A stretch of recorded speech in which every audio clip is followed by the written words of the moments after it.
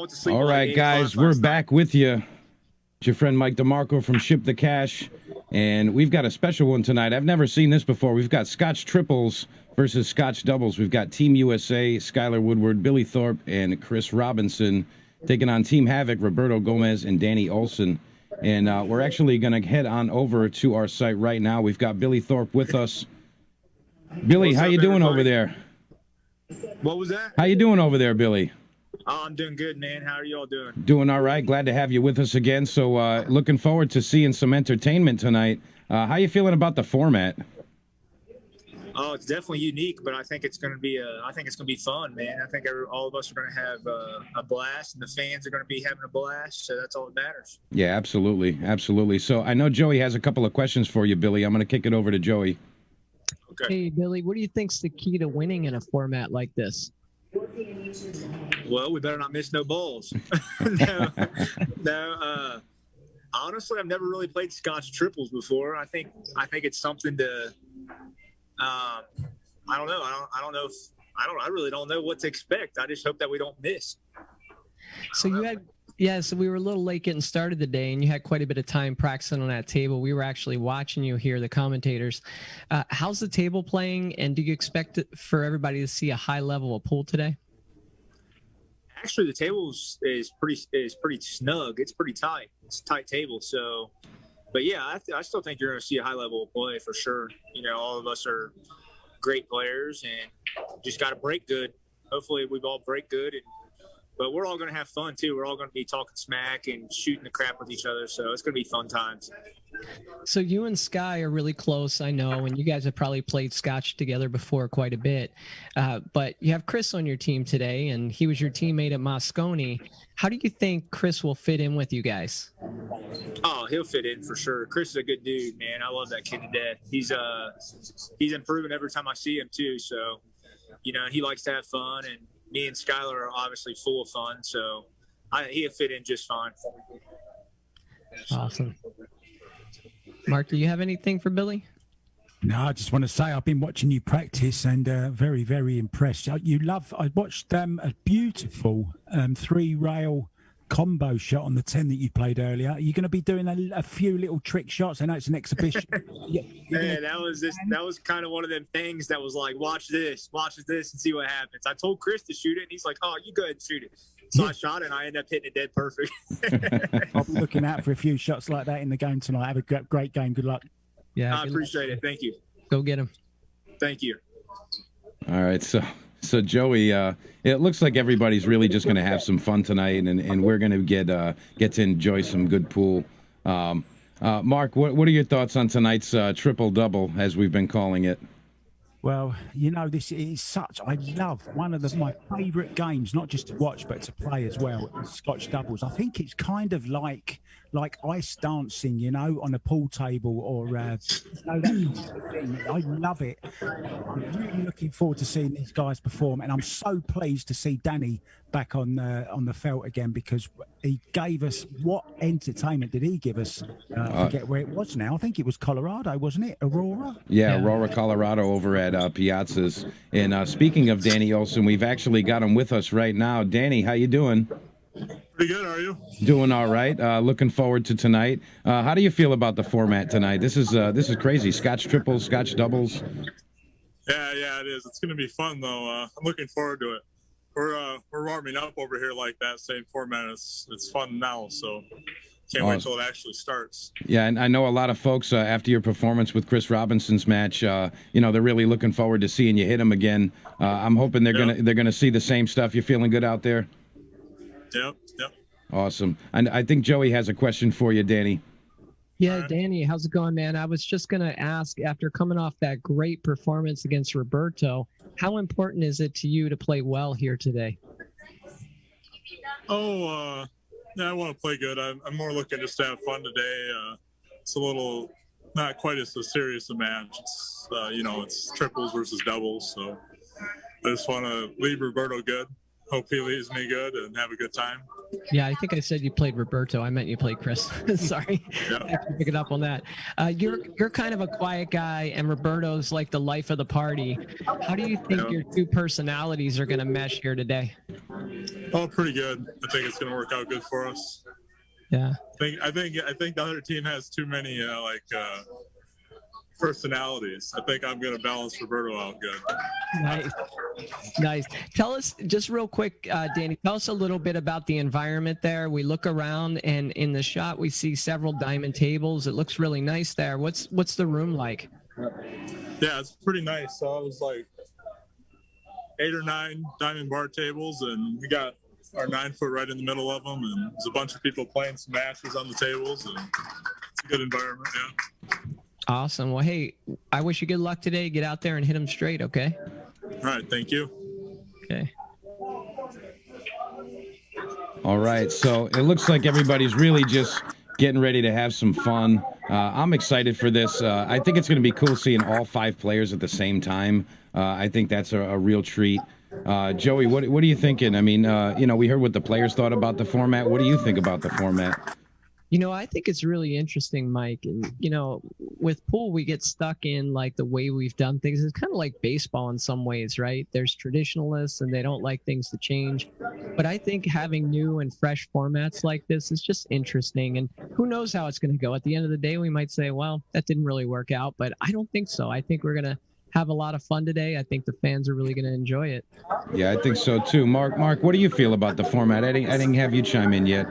Well, I was saying a little bit earlier that Scotch doubles is my favourite game to play, and I just think the synchronicity of 2 players who know each other's game so well, and we was watching the practice where they're just standing waiting for the next shot with their cue already there. It's very entertaining.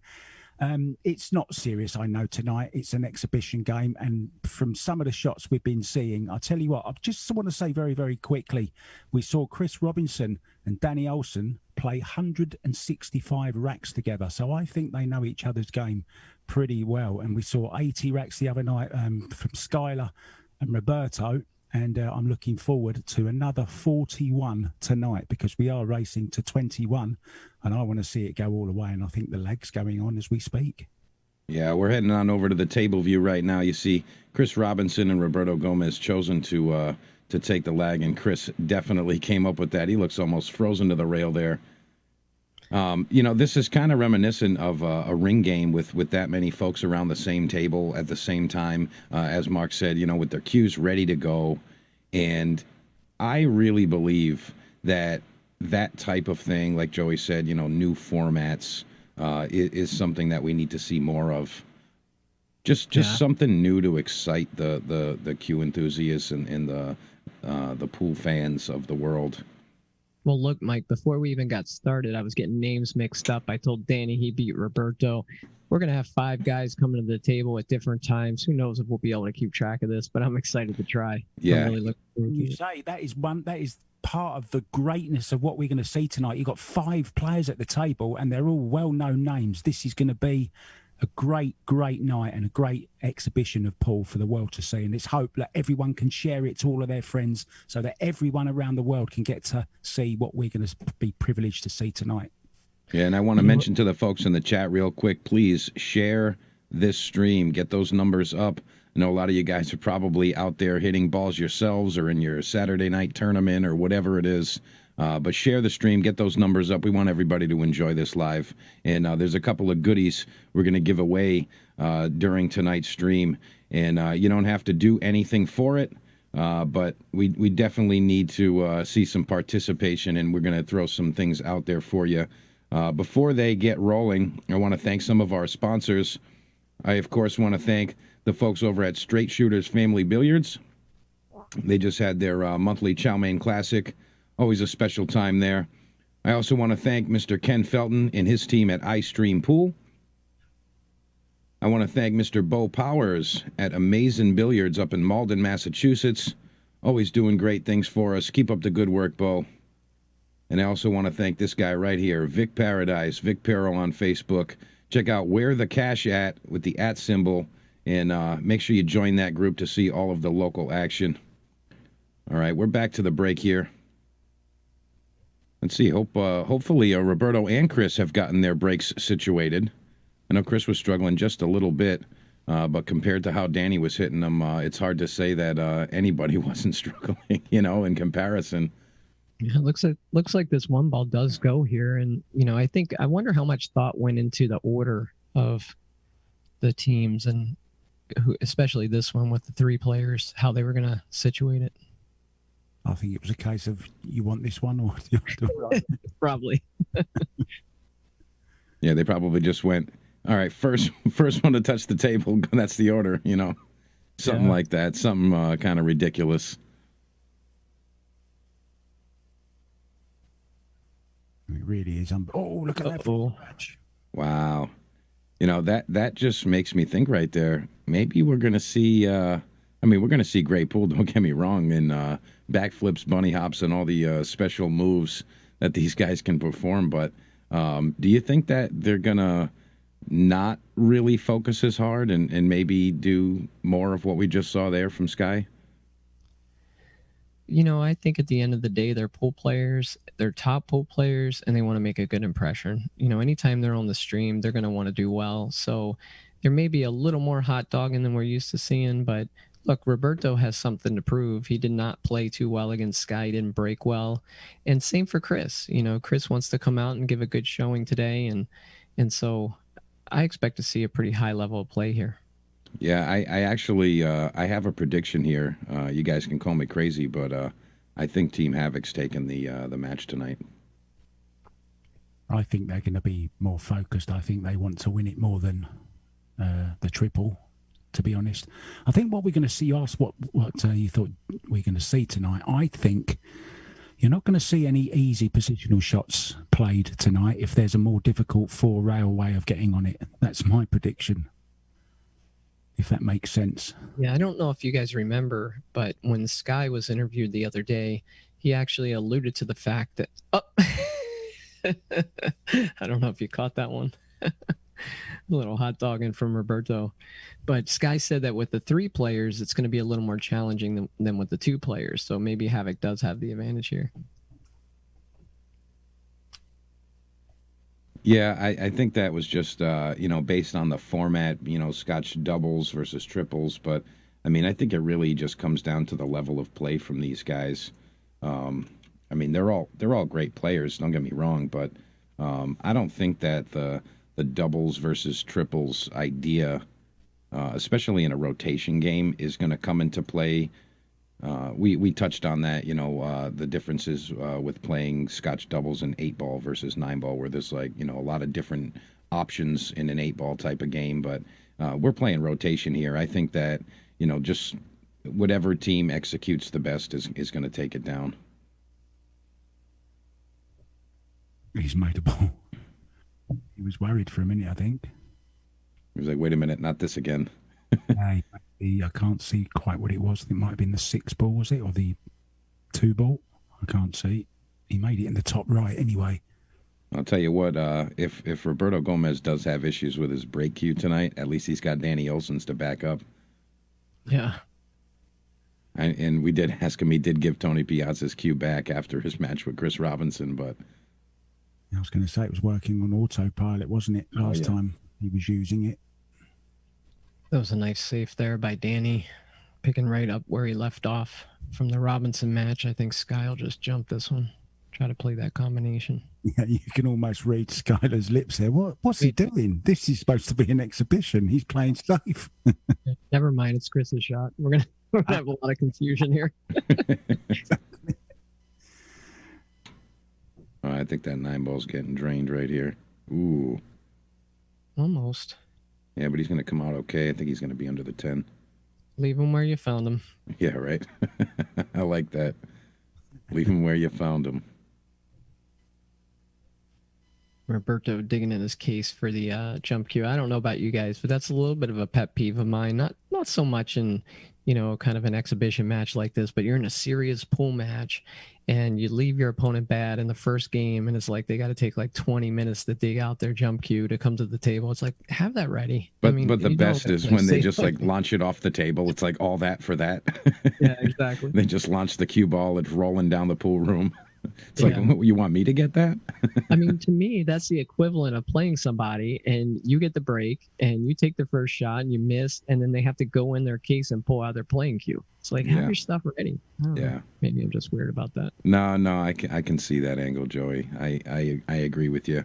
Yeah, I mean, hey, it's time to play a match. What do you think you should do? Prepare, get all your stuff ready, kind of just be ready to go. I think Danny needs a crash helmet here. He's all right, though.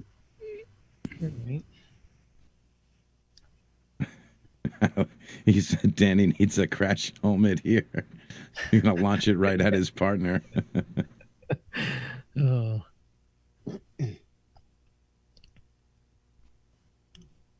Yeah, those that have just joined us, we're playing 10-ball race to 21, and it's triples against doubles. You got a really good look that last shot at how low Billy gets to, in his stance there. He's a little bit taller, maybe around 6 foot. He kind of really crouched down there low, and you could see it on that last angle. Yeah, he bends both his legs, doesn't he? He looks very awkward when he plays, but he's an awesome player. Deadly accurate. Oh, just watching him in the practice, unbelievable. I love seeing the players smile the way that they are right now, just being happy, enjoying the game. A lot of times it feels more of a job and a task than something that we all enjoy. And I mean, I don't care who you are, you started playing pool because you thought it was fun. I just can't wait till one of these guys leaves the other something terrible. I think the reaction to that's going to be classic.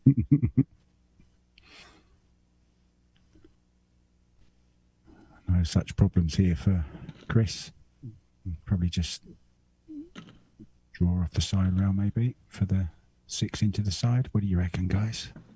Yeah, probably. Have either of you ever played a Scotch triples match? No, not Scotch triples, no. I mean, I played plenty of ring games. Ring games are a lot of fun. Look at this guy standing there waiting for it. Oh, that was priceless. Oh, that was great. Right, and English. Billy dogged it. Oh, I love that. Billy dogged it. Sky had to move an inch. Yeah, right. Yeah, we actually had a Scotch triples out here in Arizona. It was kind of interesting. Skyler's a great player, but he would make a not a very good window, would he, to look through? No. All right, guys, I want to thank JT's Pool Cue Repair. That's Mr. Jack Taransky. Again, if you are in the New Hampshire area, that's your guy. Make sure you reach out to him. Also for those exclusive Roy's Basement cue holders. Really cool. I happen to have my hands on one of those, and the pictures don't do it justice. They look great. Also want to thank Chris Freeman from Buster's Billiards up in Somersworth, New Hampshire. Really appreciate all the work that you're doing, Chris. Thank you for your support. Keep rocking, and you can check him out again on Buster's Billiards. Friday night fights, he's got a lot of those coming, and I believe he books out like maybe 3 or 4 months. People are just dying to get onto his streams, so make sure you check him out. That's Chris Freeman. Thank you very much, Chris. So I'm curious, are they going to maintain order after the break, or are they going to swap that up on the Scotch triples team? I hope they would maintain order. That's typically what you would do here. Using the word typical in a Scotch triples match, I don't know if that match is up there. So, maybe it's like, all right, everybody redraw. Well, they're kind of open to the format because this was supposed to be a race to 15, and we were sitting here kind of excited about it and said, I think they should go to 21. So we called over there and they changed it. Now they're going to 21. So these guys are really open to whatever is best for the fans. So if we see them get out of order, we'll get them in line. They've travelled quite a long way as well, haven't they? I know they had quite an epic journey. It was a bit like planes, trains, and automobiles, wasn't it, for Chad or Danny Olson, was it, who had some problems? Well, yeah. So, there was weather coming in when they were in South Dakota. I believe Sioux Falls is way on the east side of South Dakota, and they had to get all the way across the state into Wyoming. And so Chad loaded everybody up. Funny story, Chad didn't tell Sky or Billy or Roberto that they were just going to pile into his his truck and drive across the state. They had no idea. I don't know if they were expecting a limo or what, but Chad was like, "Hey, jump in, boys." And he said whoever lost that match between Roberto and Sky was going to drive the first 4 hours. So, but yeah, today Danny Olson had some car trouble, and Dave Hubbard, good pool player out of Colorado, really good guy. He went and picked up Danny and got him to the venue. So all good there. I want to say thanks to Chip Elkins in the chat there. Thank you so much for your donation. Yes, you were the first to donate. You were the first to donate tonight, and I really do appreciate that. Again, folks, if you are able to contribute and keep these streams free, 100% free for free, please check out the pinned comment in the chat. There's all different options there: PayPal, Venmo, Cash App, Zelle. Pretty much everything's there. And all of that stuff keeps the streams free, and it also allows us to better the production. So that's really what that's for, and I appreciate all you guys. Here we go, nominated top right. Looks like he has to jump a little bit to get over the edge of the 6 here. Oh, it's not far away. Not a bad save either, Joey. Yeah, that's interesting. Billy might be able to cross this one, head over to the long rail, and slide right behind the 2-6 here. See if he can execute on that. Or maybe that's... Wow. I think he actually got him behind the edge of that ball. Yeah. Wow, that's incredible. Danny's going to have to kick here.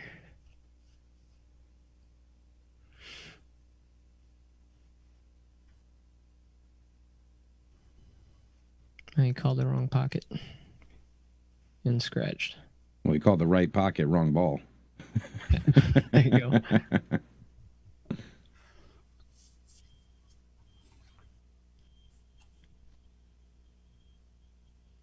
Yeah, randomly throughout tonight's broadcast, I am going to give away a couple of things, courtesy of Mr. Molina Mike. Oh, wow. Aye. Way to go, Molina. Yeah, he works quick. He works quick. I actually have these things in my hand, and I'm going to give a couple away tonight.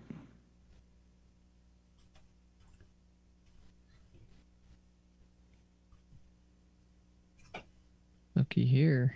Just done a quick calculation with the last 2 wrecks that we've just seen. Us 3 have commentated on 247 wrecks together over the past week or so. It's really been fun, Mark. It certainly has. Little ticky safety here, I think.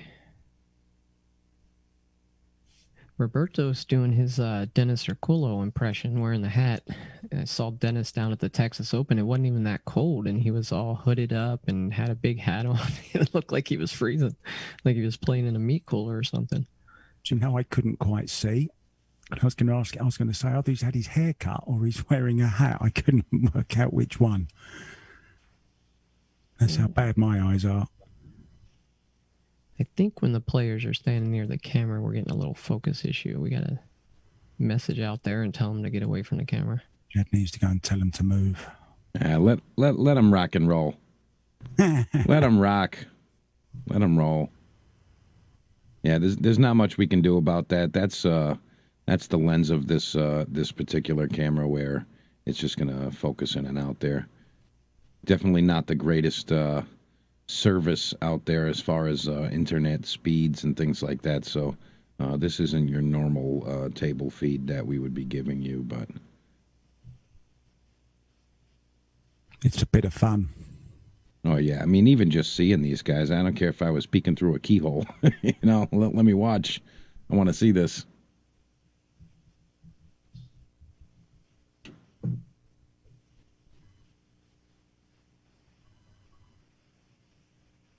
I think he tried to shark his partner. He smacked the table as he shot it. I tell you though, it's interesting that whole piece there. So if you know that someone's on your side or on your team or whatever, it really doesn't matter what they do. You know, in my opinion, I feel like if you're expecting some kind of banter or moves and whatever it is that, you know, it's not really taken the same way. That makes sense to you guys? Oh, definitely. Definitely. It's, Robert LeBlanc in the chat has just said Gomez has got Gorilla Glue in his hair. I want to give a shout out to Rick Silva from Rick's Mobile RV Service and Repair. Guys, if you're ever in Rhode Island, Mass, or Connecticut, if you're in that area, if you own a motorhome or an RV camper, you got one over at a campground, they will come to you and make sure you're up and running ASAP, and they'll do the job right. Again, that's Rick Silva with Rick's Mobile RV Service and Repair. This is interesting here because Roberto is racking for Danny. And we talked about this the other night, and Roberto admitted that he was having a hard time with the rack. So I wonder if that'll continue if Danny's not successful in the break. Well, it's Danny's break, so I think no matter what that rack looks like, something good's happening. Look at that. You kidding me? Wow. And even that funny little bump there, I mean, that's still a great break. Yeah, we were saying the other night that if, like, Danny and Roberto kind of trade notes with different aspects of their game, you know, like teammates would maybe in auto racing or some other sport, it could be really beneficial to both of them. Oh, definitely.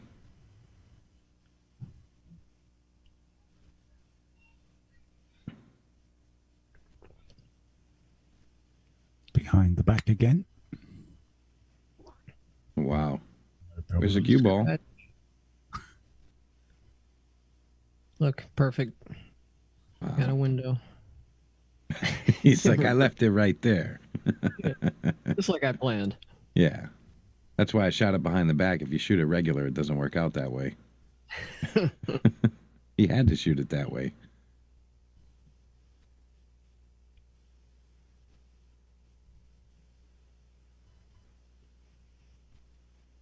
Mm-mm. 50-yard line here.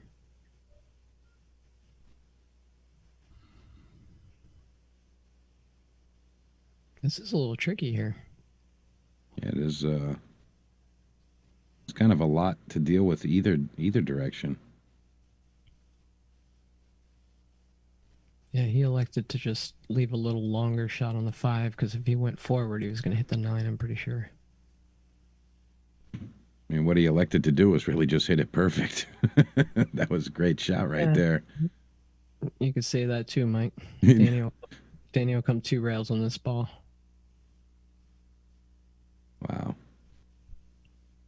It really is amazing some of the situations they come into, and you know, for the average player or even some of the top amateurs, it's like, wow, this is going to be a challenge. I'm curious if we could get, like, you know, the thoughts of the players at this level in those situations, just to hear their you know, their thought process when they come into those silly you know, the funny situations. Like, all right, well, this is going to be a little different. You know, do they actually say, hey, this is tough? Or do they say, oh, well, now I have to play this way. I'm frustrated that I have to change my plan, but they don't actually feel the pressure. You know what I mean? What do you think the handoff would be at this level? You have any thoughts on that, Mark? Do you know what? I'm going to admit the truth. I wasn't listening. I was actually reading some comments. I'm not going to pretend. I was actually reading. I was watching the 8-ball miss there. I was kind of surprised by that. Sorry, Mike. We do listen to you 99% of the time. No, I listen to you guys all the time. I just have a list of Post-its over here with generic responses, and I'm like, I'll use this one now. Come on, I'm honest, right? Oh boy. No, just you know when the top players get into a situation that might seem a little tricky for the average Joe player, you know, the amateur player, whatever. I wonder what their process is. Where it's definitely not ideal, but do they say, "Hey, this is a tough shot," or do they say, "Hey, now I have to just change my plan"? You know, like, do they not actually feel the pressure swing? they just kind of say, oh, well, now it's this kind of shot, and just kind of roll with it. It seems like they make a lot of those lower percentage shots. Well, I'll tell you something interesting that came up on one of my podcast episodes. The one I did with CJ Wiley. He said the moment he knew that he was a top player was when shots were just shots. There weren't hard shots. There weren't easy shots. They were all just shots. And it was just a matter of executing. And so he said once he made that leap mentally, it really made a difference for him as a player, and he became that top player. And back in his day, he was a top player. And who's this now? This was CJ Wiley. Oh, okay. Yeah. I found that pretty interesting because I roll up on shots all the time. Then I'm like, damn, this is a hard shot.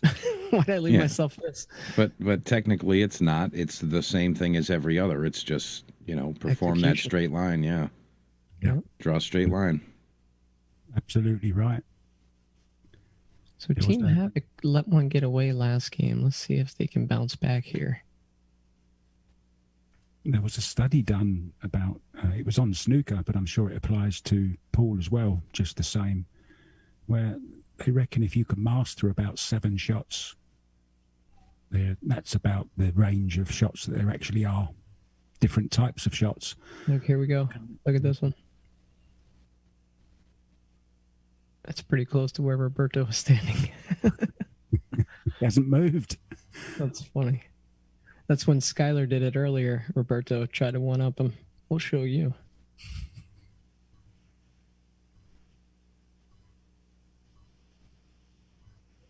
Sherry Ross, we actually already addressed that, and we appreciate you making note of those things. But the upload speeds at the venue were not sufficient for us to use our normal devices, and this is a backup device. So no, this isn't our normal stream quality, and this is not the normal device to use to stream with. But it's either this or nothing, basically. So sorry if you can't deal with it, but that's what we're rolling with today.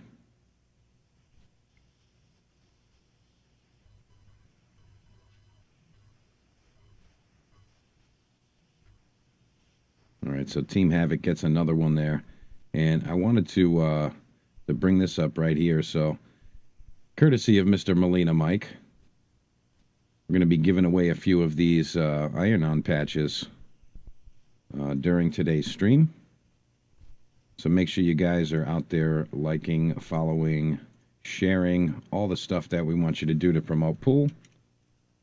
And we'll announce some of those folks. So stay active in the chat, and we'll announce a couple of those winners out there.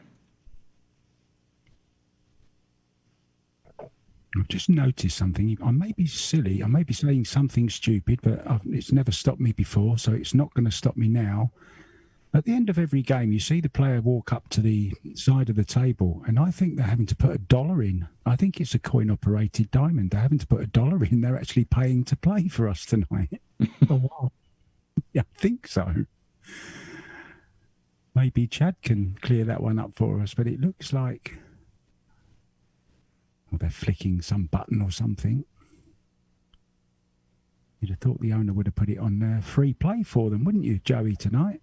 Yeah, you'd think. Maybe there's not a option, or they lost the key. I don't know, but I'd be willing to bet they're not paying their own dollars. It's funny because, this place is, I believe, called the Peppermill Bar in Cheyenne. And as you look around, there's all kinds of tables, nice diamond tables there. And when I lived in Colorado, I really wanted to get up there. I'd heard good things about the place. When we were at Piazza's over the weekend in Aurora, Colorado, they had a system where they had tokens, and the token cost $5, and you put the token in the table, and you had 30 minutes with each token. And so I thought that was pretty good for like the regular Friday night crowd and Saturday night crowd. It would literally stop getting balls down like at the 30-minute mark. You'd have to put another token in. So it didn't matter how many players you had. It would cost $5 each time. And so that wasn't the case on the big tables that they had, but on the bar tables, that's what they had there. Yeah, well, I like that better than putting quarters in every single time, I had a similar solution, but I don't know how legal mine was. I was playing at the Riviera at the APA Nationals. I want to say this was a long while back, but one of the vendors that was repairing the tables, he saw me just walking around playing, hopping on tables and whatever, and he's like, "Hey, I got a gift for you, bud." And I'm like, "Okay, what do you got?" And he handed me one of the little pieces that you put into the coin slot that made it so the table was free. It's like the actual piece that you put in there, and it acts like quarters. And I was like, "You're just gonna give this to me?" He's like, "Yeah." He's like, whatever, for whatever reason he wanted to give it to me. I was like, "Wow, how about that?" So the whole time I was out there, I got to play free pool. Wow. Not a bad little roll for me, I guess. Saved a bunch of quarters. Free play, free dreams. You're made to be free. Yeah, right. There's enough times I'm sure you've overpaid for pool, so that all evens out. Yeah, of course. At this point in time, I don't like to overpay, but I do not mind paying for pool, and I understand every room's need to charge whatever it is they need to charge. If it's boldly offensive, I guess you can choose not to go there. But I think we can all make sound decisions and just try to understand, especially these days, that it's not the same world, and sometimes prices change, and you just got to support the pool rooms.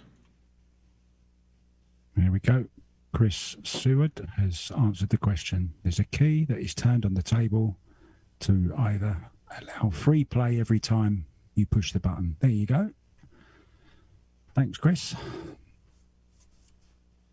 3-3. And guys, I want to shout out these folks right here. Mark Dion and Jennifer Bergelli from the New England 9-Ball series. Jen is still recovering from her bout with COVID. And, we're glad to see that she's finally home and out of the hospital. But, guys, keep up the good work. We're looking forward to seeing you guys back in action in April for the New England 9-Ball series. I believe their first event is going to be the partners over at Snookers on April 11th. So make sure you guys put that in your calendars. Get on board with that one. Chris really hammered that break and got unfortunate there that the 5-ball got in the way.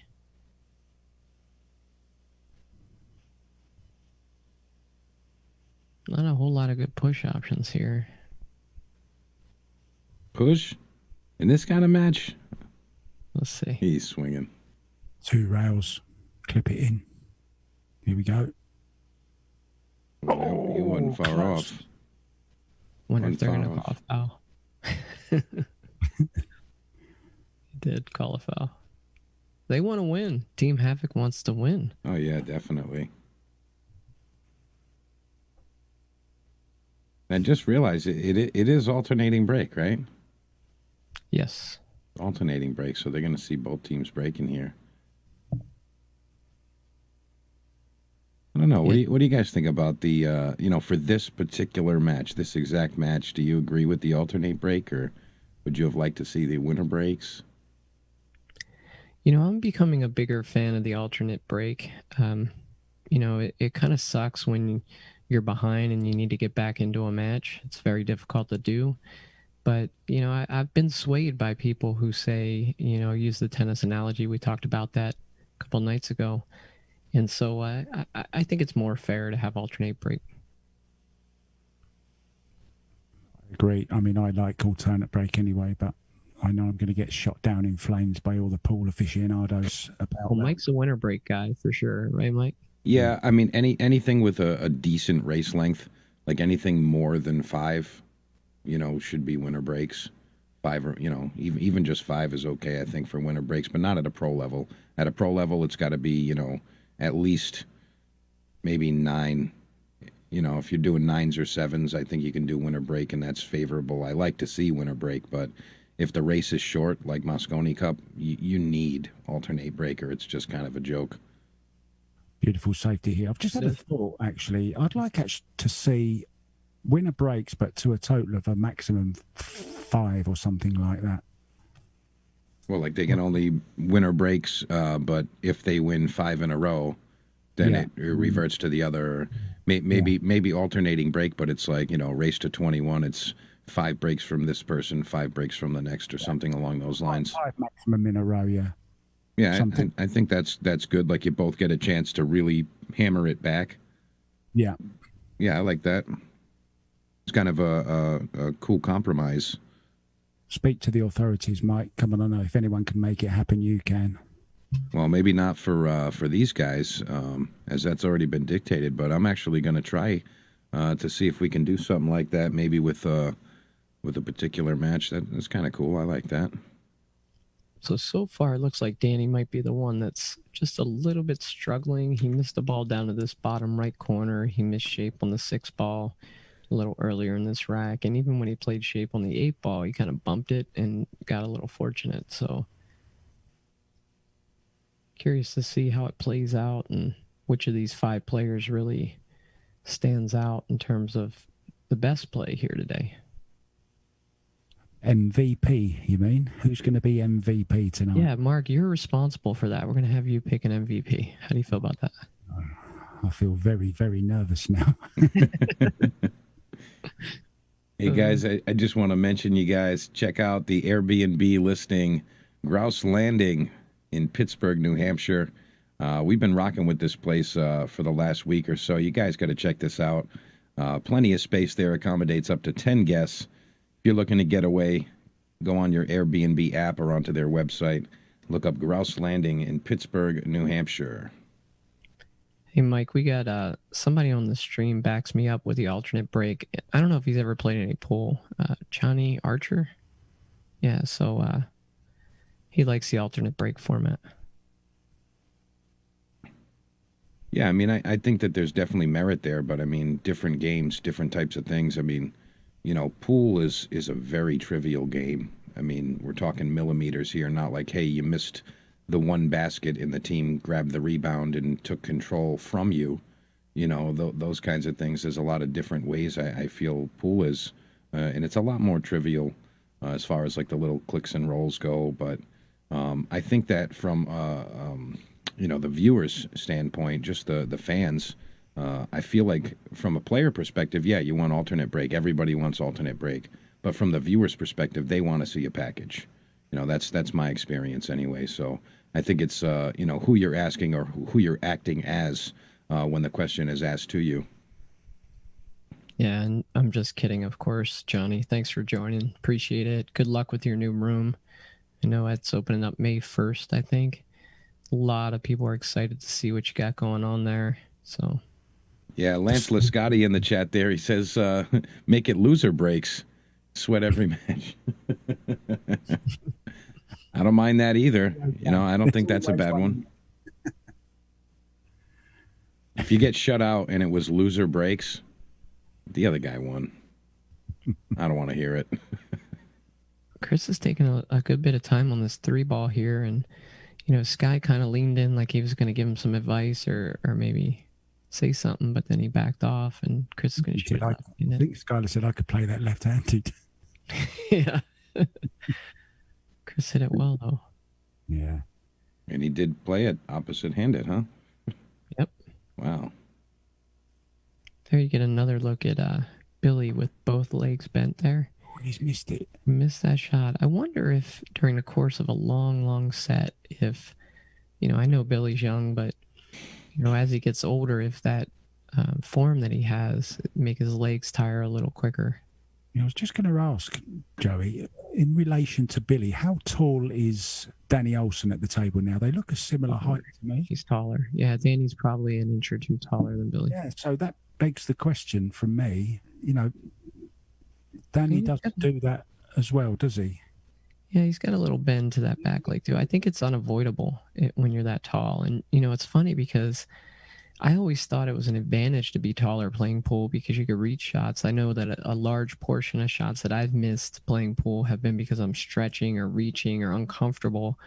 But actually, I think it's, people have noted that it's a disadvantage to be tall playing pool simply because you have to compact your body into that stance. And we see that kind of the way that Danny and Billy are kind of a little less comfortable in a stance. Now, don't get me wrong, they play great. You can't really tell, but you can just tell it's not as natural as like a Chris Robinson stance, you know? Yeah, I agree there. Just never looks solid to me when both needs, you need to be like a camera tripod kind of thing, nice and steady. I always think there's a bit of room for movement with both legs bent. And as you say, it looks very uncomfortable. Yeah, is there a penalty for playing safe in this match? Because Sky, I think, just played safe. No, we saw a couple of safety plays earlier, but I don't know. I think we're going to see a lot of just swings. Yeah, I agree. He'll probably cut this into this right-hand corner with lots of left-hand English, probably. Rail first. I would have liked to see this exact matchup, played with a slight variation to the rules. Wow, what a shot. Congratulations, Mark. You called that one. What a shot. I had the feeling he was going to play that then. Just saw him shaping up and thought, he's going for this. Yeah, that was definitely a great call. But I would have liked to see them play the format slightly different as I'm watching this unfold, where they made it where if it wasn't good contact on the lowest ball, that it was option to give back, but no ball in hand. You know what I mean? So, like, we get to see them swing at a lot of those 6 shots, and they're going to make some of them. And I think for entertainment value, I would have liked to see them swing at that. So, if they do kick and miss a shot or something, the ball stays where it is, and the option to give it back. I would have liked to see that happen, just to see some more flyers and some, some firepower, see what they're capable of. Yeah, I like that. We do that a lot in some of the ring game formats where, there's no ball in hand ever in a ring game, but we do offer the option. You can give the shot back, so the players can't, play favorites and just keep safe in the same guy or something.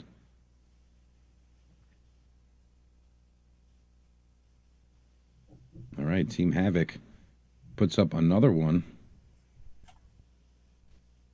And that's the first double up right there. It's been 1 game apiece, back and forth. Now we're at 5-3.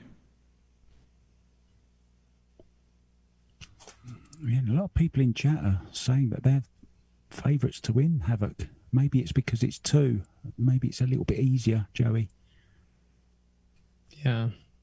I think that might be a small factor there, but guys, make sure you check out Johnny Archer's room. It's opening on May 1st. There's going to be a fantastic opening ceremony that day, and something tells me we're going to be together on that day, folks. So, looking forward to doing that with you. Hint, hint. Yeah, sorry. That was just a hint at what's going on May 1st. You want to see that scorpion pit, don't you? Well, yeah. I mean, really, come on. I think it's going to be a collective effort, but something tells me we're going to make that happen. That sounded really interesting, the scorpion pit, but out here in Arizona, scorpions are such a pest, and so it gives me the... I'm going to go to a pool room with a scorpion pit? Not interested. Yeah, out here in Arizona, it's funny because neighborhood by neighborhood, the scorpion situation can change. Like, my neighborhood, fortunately, doesn't have many, but the next one over, the guy that lives over there, a friend of mine, he found like 26 in his backyard the other night. So it's kind of nuts. And if they're that common there, you got to bag them up, sell them to the pet stores. You know what I mean? Nobody wants them, Mike. Over here, it's different. I had my daughter, 8 years old. Actually, she was 7 at the time. She's like, "Daddy, I want a pet scorpion." I'm like, "Okay." Oh, boy. She said either that or a tarantula, so go figure. Hey, Mike, I want to just give a quick shout out. A lot of the images that were used in the promotional materials for these events that Havoc's putting on, as well as some of the stuff that I do at Pool Player Podcast, come from Erwin Dionisio. And so he's a great photographer. You can find him on Facebook at @EDION ISIO Photos, also on Instagram at the same address. And he takes some of the best pictures of pool players that you'll find. And so oftentimes when you're looking for marketing material, we look at his site and we can pull down some images of these players, and we make sure to credit him in the notes and everything. But just does a fabulous job of really catching the images of these players. And so I just wanted to shout him out real quick. Yeah, no, he's definitely a great photographer.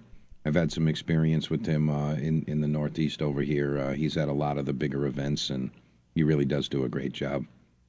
He kind of situates himself on, like, a stoop in the corner, zooms in on the player at the match, and really captures it, like you're saying.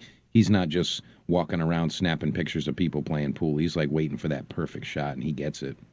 Yeah, I tried to interview him for the podcast, but he says he likes to be behind the camera instead of in front of the camera, and I can respect that.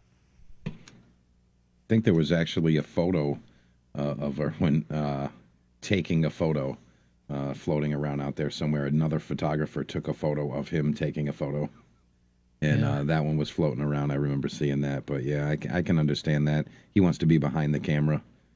I think he's got a lot to offer, though. I mean, he's been around a lot of pool. Yeah, so when I started interviewing people who aren't players, like industry folks, I thought about it, and I'm like, he would be a great one to have, because he's right there in all the action, and he catches these pictures of these players. And we've even seen it with other pool players who are photographers, like Chris Robinson. Chris Robinson's a very talented photographer. And so I was just hoping to pick his brain a little, but maybe another day. Maybe we can get him on the on one of the upcoming streams, and maybe just have him chat with us for a little bit. Yeah. Yeah. Maybe that type of interaction would be more comfortable for him, and we get all the insight that we're looking for. A few people on Facebook just saying what great matches Havoc have been putting on just recently, and they're really looking forward to lots more to come. And I'm sure there is some in the pipeline. Mike, I know you're not at liberty to say just yet, but I'm sure there's going to be something bigger. Yeah, I mean, you don't get a heck of a lot bigger as far as players are concerned. I mean, the 5 guys on your screen right now are just, top quality pool players, but we're definitely going to see some more flavors in different areas, different venues, and again, thanks to the folks that have supported through sponsorship, or the folks in the chat there, you guys donating. We're going to see some higher level production also. So, keep up the support, and you keep up the good work. We're going to try to do the same for you. Yeah, nicely put. The ingredients might change, but the dish is going to taste and look just as good. Oh yeah, for sure. You see Sky taking on this one ball here? What do you think? I think he's trying to find an avenue to play it in a two-way manner. Yeah, behind the 7 maybe. Yeah, something like that. Back down here. Oh, he's gone the other way. Yeah. That was a pretty extreme cut. I thought he was going the other way, to be honest, Joey. Yeah. Now, in a normal match here, I don't know if Roberto can make the 1. But if he couldn't, in a typical match here, he'd probably play safe and leave it behind the 7 and 3-rail the 1 out of there. But he might take on the cross bank here. Just cross the face of the 1, try to bank it in the other corner. He's kind of looking now. Maybe he does have enough room to get in there. I want to say thank you to Tom Kasha, a man from New York. Thank you very much for your donation. Also, William Vanderwaist, thank you very much for your donation. And also, Ted Carlselman, thank you for your donation. Appreciate that, guys. Yeah, Bill Vanderweis, a big pool enthusiast out here in Arizona, and always catching the streams and good action, too. Ooh. He's missed it. I got to say, that's the second ball we've seen Danny miss that was out in the open there. Yeah, he's struggling to get his footing here. And when we talked to Billy before the match, he mentioned that the table's playing a little snug. I wonder if it's 4 1/4. We'll have to find out. I think judging on I saw some close-ups of the cloth, and you can't tell from our vantage point here, but I saw some close-ups of the cloth, and it looks like it's not worn, but it's not new cloth, so it's not sliding. So that's definitely a factor, and I prefer the table to play in that way, where you're not hitting second diamond and it still slides right up into the corner, even if it is a tighter table. I like to see it where it plays a little bit snug. Yeah, me too. It's like, hey, he missed that. No, went in anyway. I like it real snug when I'm not playing on it.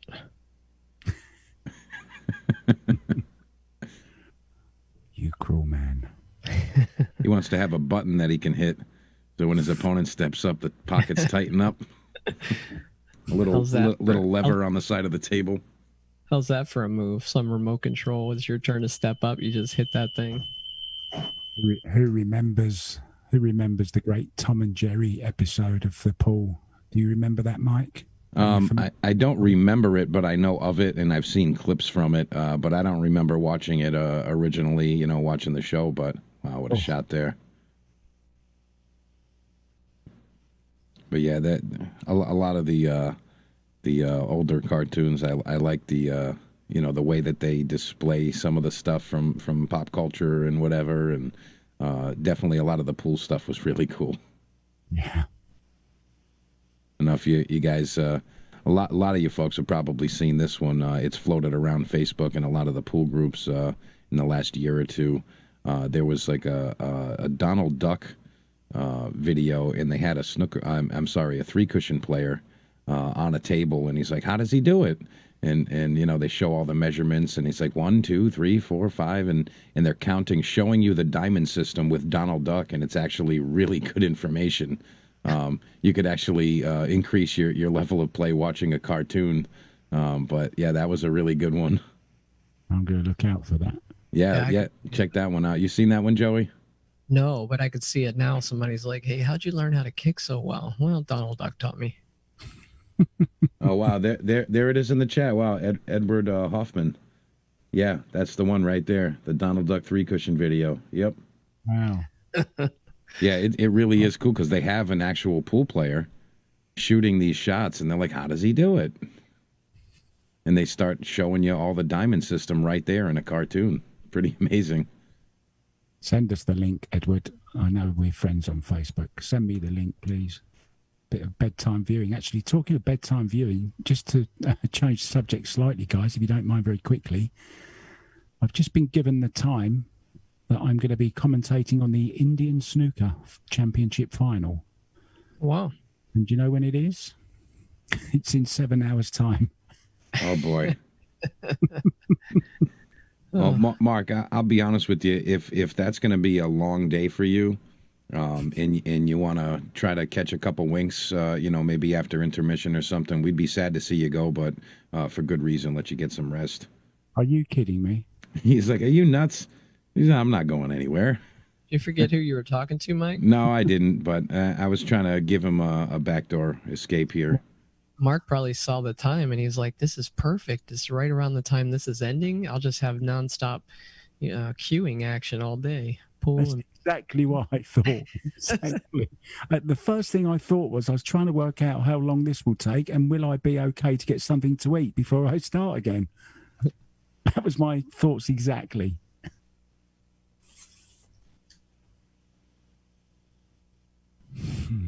All right, Joey Ryan, I'm going to use you as a platform right now to give away the first Molina Mike patch. Okay? Oh, boy. So this is going to be for folks that know or think they know your Pool Player podcast. You ready for this one? Okay. So, Joey, you got the chat up, right? Yeah. All right. Tell me who the first person is that gives the right answer here. Okay. Who was the guest on Joey's third Pool Player podcast? Who was the guest on the third episode of the Pool Player podcast? The first person to put that name in the chat, the correct answer, I'm going to send you one of these Molina Mike patches. Oh, boy. What a great question. I have to go back. Yeah, that's who I thought it was. Nope. These people haven't watched my podcast. Oh, Steve, you can't put a link. You got to put a name. No, he put a link for the video for Mark. Oh, okay. No, thanks, Steve. Who is it? Kelly Fisher, Rodney Morris, Earl Strickland. I don't know if we have the right answer yet. Man, nobody watches my podcast. Well, some of these people have been on the podcast, but well, that's totally fine. Even if they go to your YouTube channel and find it, that's fine. Send the traffic that way. Corby Dayhoff, winner chicken dinner. That's who it is. Yep. Corby Dayhoff. All right, Joey, if you wouldn't mind, just put that name somewhere. Yep. I got it. All right, congratulations. If you could, please just message either Joey or myself your address, and we'll get that out to you. Yeah. Somebody asks, who's Joey? This is Joey Ryan from Pool Player Podcast. So go to YouTube, type in Pool Player Podcast, and I have a whole bunch of professional interviews and some market leader interviews, and it's kind of cool. So I think all of the Googlers are now putting Tyler Steyer 8 times in a row in the chat. So the guy that knew, and he won. So yeah. that Corby particular Dayhoff. Section of the contest has commenced. Thanks for doing that, Mike. I appreciate it. Absolutely. Caught me by surprise there. I didn't know you were going to do that. Remember what I said? Like to be, kind of organic, shoot from the cuff. It crossed my mind. I'm like, that's how I'll give away the first one. Well, Havoc's going to get this one for sure. We're building up a little lead here, too.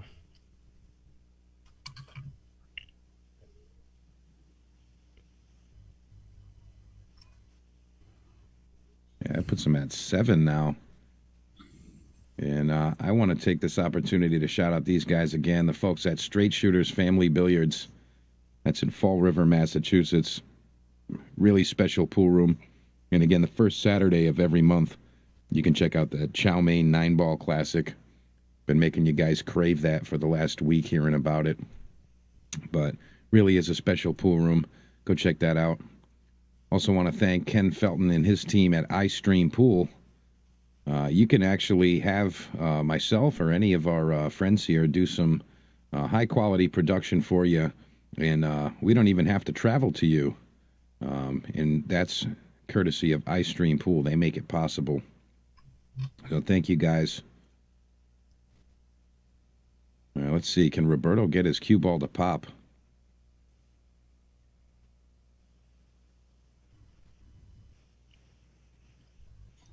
Took a lot of time over that break shot. And the shot on the one as well. Yeah. This table's breaking quite a bit better than the one they played on the other night. Yeah, what a Interesting great too, idea. because the one they played on the other night was 4.5, and the players mentioned this table is playing a little tight. Yet it just goes to show how sometimes tables just break better than other tables.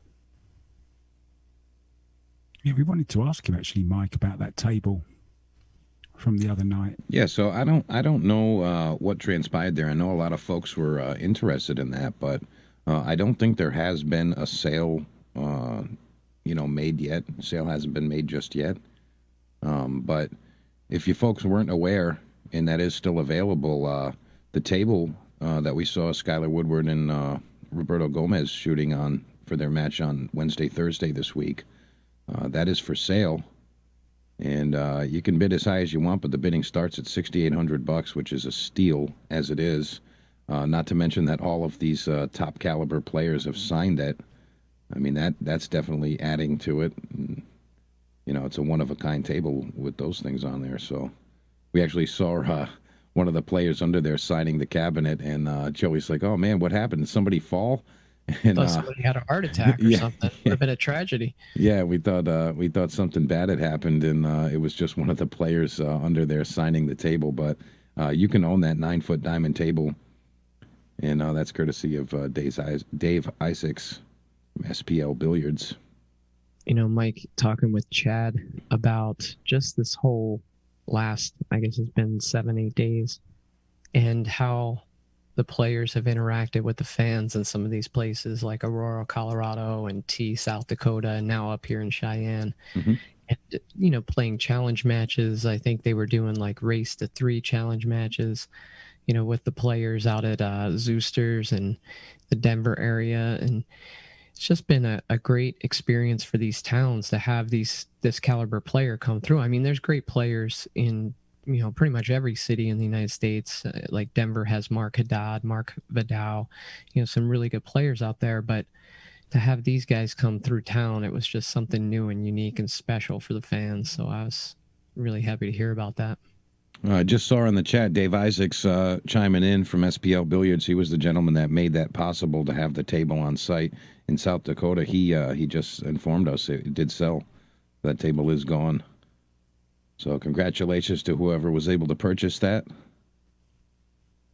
sure they're going to treasure that for quite some time.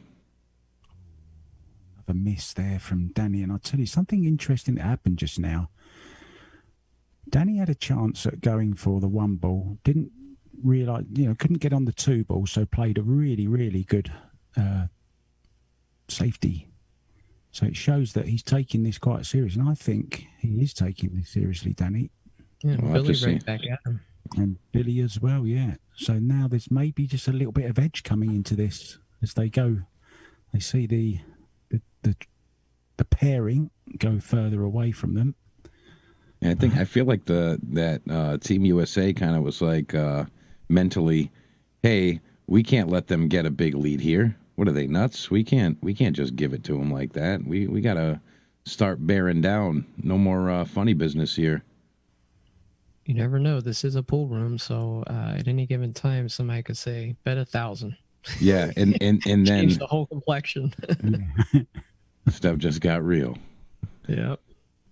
We can cut to a video, and that's when Roberto Gomez knew he messed up.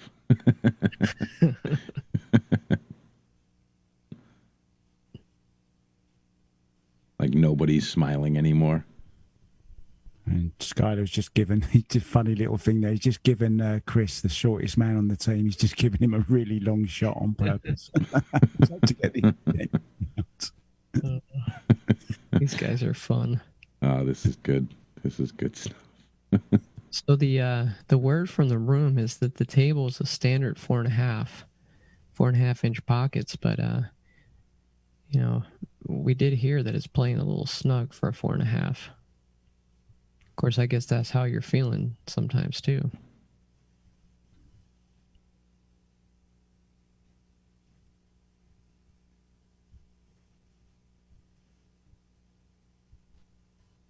Oh boy.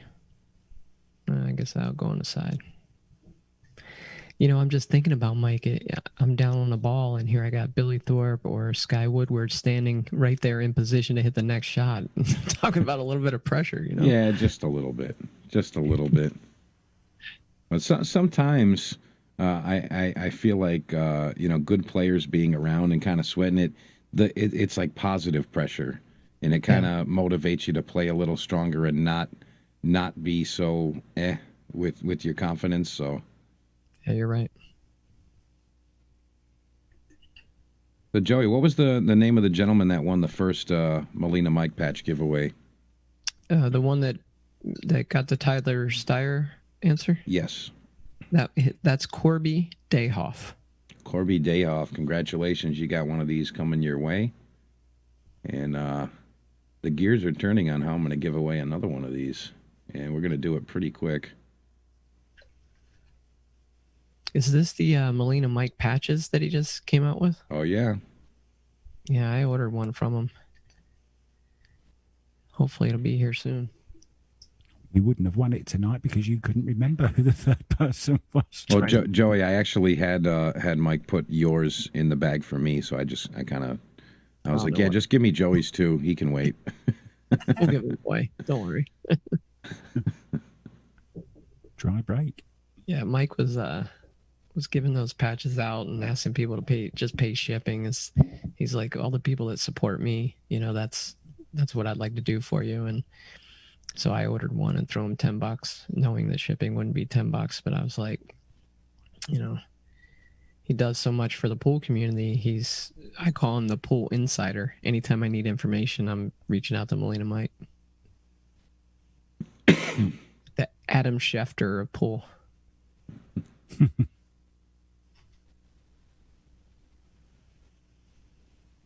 We're going to lose 40 people right now that just went and Googled that name. That didn't work out so great. Made it the next question for the next patch, Mike. Oh yeah, I got the gears turning. I know what direction I'm going in. Danny's gonna follow this. Worked out okay. I think the 4 does pass the 7 here.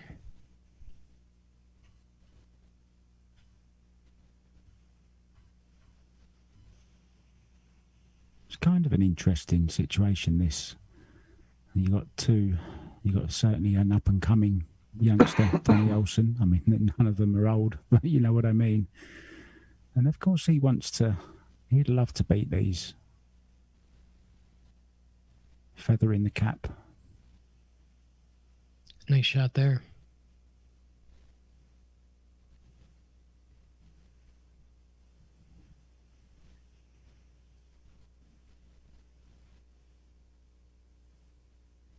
Yeah, the Sky. I think both the matches that occurred before this one, Sky Woodward versus Roberto Gomez and Chris Robinson versus Danny Olson, nobody could have really predicted the score lines. It was just, I think, really unpredictable. And there's a lot of pride at stake here for Roberto. He wants to have a good showing today and come back and get the W. Yeah, I agree with that. Didn't have the best of times, did he? On, I think, Wednesday, wasn't it? Wednesday night? Yeah. Wait. Wednesday and Thursday, yeah. Yeah, Wednesday, Thursday, yeah. Good shot there. Another one. Puts them up to 8. And we're having a break at 11, I think. Is that right, Mike? That's right. As soon as one of these two teams hits 11, we're going to take a short break. And, all right, I've got the idea here.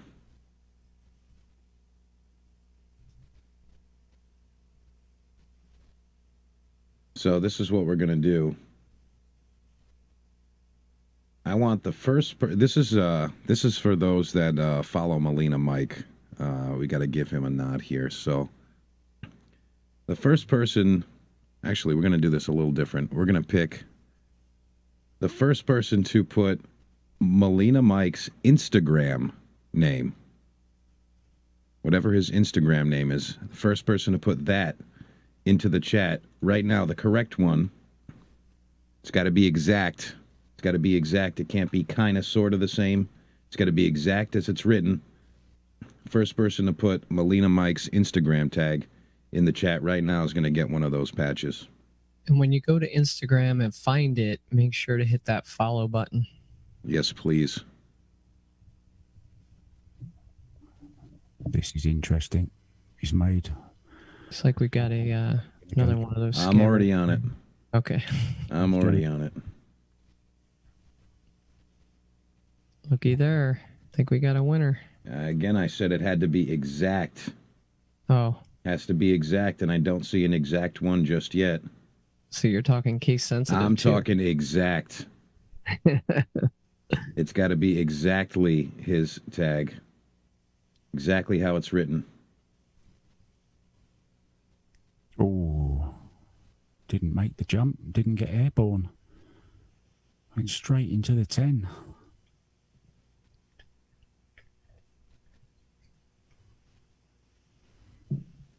So, Billy, ball in hand. Oh, that's a great shot. Yeah, it is. Shot. Okay, looks like we do have someone. Here we go. John, no, that's not him. Hold on. There it is, Taylor Jones. Taylor Jones is the first one to write it exactly how it should be, right there. Taylor Jones. Joe, if you wouldn't mind just making a note of that for me. Taylor Jones, if you could send either Joey Ryan or myself, just send us your mailing address. We'll get that out to you. Left Billy a little tougher here than they were hoping, I think. Nick DeLeon, you got to be a little quicker on that. Michael Yednick, I like your creativeness there. He says handsome.mike.3. That's worth one, surely.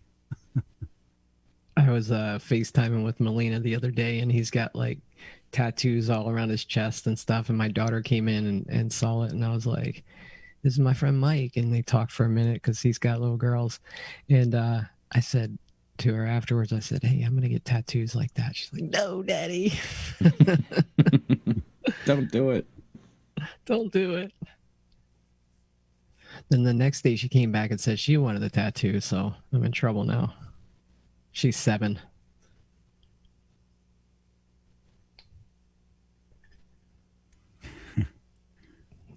How about that one? Melina.knit.3. That's wrong. Come on. Last person I'd call a knit.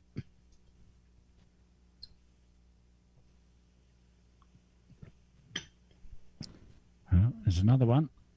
Triangles being juggled ready. So you want me to shoot this, or? Oh yeah, we're definitely watching that. We want to see every shot fall. All the time. Forging ahead here. Yeah, put some 9 to 5. Press that button, Billy.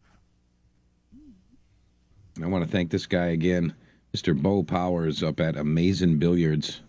That's 40 Faulkner Street in Malden, Massachusetts.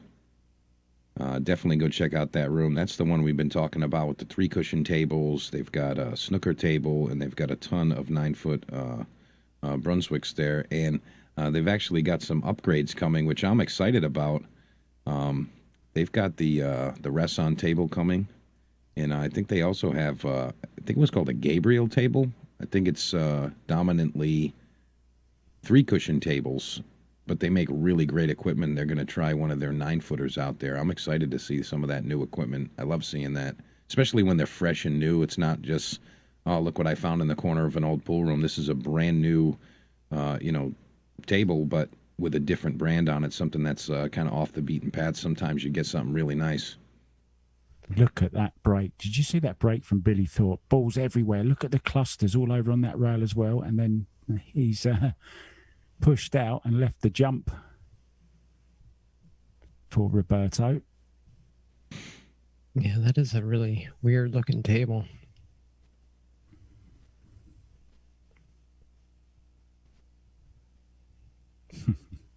We used to have a room in Maryland with Gabriel tables, and I thought they played really nice. Nice shot by Roberto. Oh, what a shot. You left him on the wrong side. Danny can complain. Yeah. Yeah, now how am I going to get to the 3? Oh, he's making the 10 ball, but he can't make an early 10, he said. That's why he's laughing. Yeah, so it won't bother then. So I can see the shot here, though. Low right-hand English, 3 rails, straight into that cluster. Yeah, that's interesting because both of the matches before this, we played early 10s. In this one, it's no early 10s. And I'm also happy that we decided to extend the race to 21 because, I mean, we're at 9 right now. We'd be more than halfway there, and I feel like it would be less than 2 hours on broadcast, and that's not enough for our viewers. I don't think that's not enough pool. We're looking out for you guys. We petitioned them to go. Yeah, this was originally planned to be raced to 15, and we talked a little before the broadcast and said, you know what? That's not enough. We got to give them more. Yeah, I think there's some things to come here from Team USA. They got something up their sleeve, I think. This is going to get more interesting. I can feel it. You see Roberto dying laughing in the background. Oh, what I wouldn't give to be right there in that room right this minute. Oh. Please don't. We gotta figure it. It looked like a bad hit to me. Yeah. Maybe not. Maybe I was confused with the color of the balls. 7 and 3. Nah, it looked a little close there, but Roberto's like, eat this 10 ball, buddy. I don't care how close that last one was. Just playing the kick here. At least he can reach this one. The last shot he was reaching with the extension, he could barely reach it. Oh, thought he had it. Yeah, my buddy Nick DeLeon's in the chat today, and at the Texas Open, he actually roomed with Roberto, and was telling me what a great guy he was. And then Nick and I were going out to dinner with Melina Mike, but we didn't have a car. So Nick asked Roberto to borrow his car, and he was like, yeah, don't wreck it. Throws the keys to him. So that's the first time I met Melina Mike, too. We had a great time. He's a guy I definitely want to meet when I come over to the States. Got to get over here, Mark. We'll take good care of you. Danny's a favorite for this bank. He made it like 8 times in his match with Chris Robinson. You're right about that. Oh, yeah. He's also a favorite to get those fortunate bumps as his cue ball flies around the table. So put your money on Mr. Olson.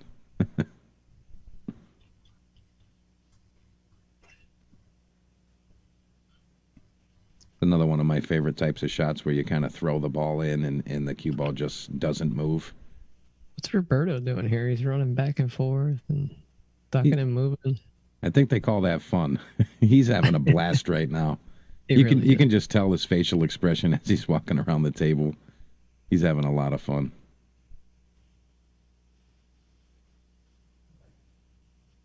No wasted time here. I had a feeling this match would go pretty quick. Shot there. Yeah, a little bit surprised at the score, I must admit. Well, I'd imagine it is tougher for 3 people to get in rhythm with each other than it is for 2 people. Yeah. I guess. I mean, they're going to shoot less shots each, so these guys might have doubled or tripled the amount of shots as one of the guys on Team USA. That's always a problem with Scotch is you never shoot 2 shots in a row, so it's hard to get in a rhythm. Yeah, I've played many matches where I've been one person against 2 when there's been 3 of us, and it's always much better to play on your own.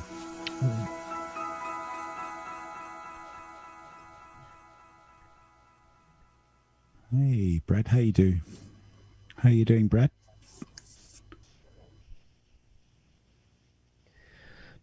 So I'm kind of curious because there's been, since the Danny Olson match, there's been a lot of talk about him matching up with, someone else, like maybe climbing the ladder a little bit. And I'm curious from the folks that are in the chat here, who you'd like to see Danny play next. If anybody's got any ideas on that. Ooh, looks like a dry break. It is. Yeah, make sure you guys remember this one. We're probably not going to see it for a couple of months. Those dry breaks from Danny Olson. Yeah. Few and far between. What did he have? Maybe 2? Not many for 100 games. Yeah, it was less than 10 for winning 100 games. I mean, that's just nuts. Yeah, he played great. I think he might have scratched once and maybe a dry break 2 or 3 times, and that was it. And aside from that, he was just looking like, he was looking like the machine. Like, hey, this is the example of how you want to break 10 ball. Now try to do this. Yeah, That's an intriguing matchup. Somebody just put in there, Danny versus Johnny Archer. Yeah, in the Scorpion Pit. Yeah. First match in the Scorpion Pit. What about? Yeah, I think that would be a cool one to see. I'd like that. Just have the anti-venom ready. Yeah. Oh, in the tail. I'll tell you what. I've always thought of Johnny Archer as a great player, and I'll I'll tell you, he kind of surprised me with just how good he can play at times. Even now, you know, he was in a match with Josh Filler a couple years back, and he beat Josh Filler. And I mean, Josh Filler's one of those like unbelievable monsters. And yeah, it's one set, one match, but I don't care.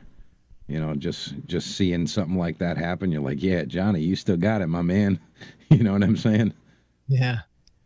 Well, you know, before I interviewed Johnny, I had people send me questions to ask him just to kind of get some feedback. And I do that with the folks out here in Arizona sometimes.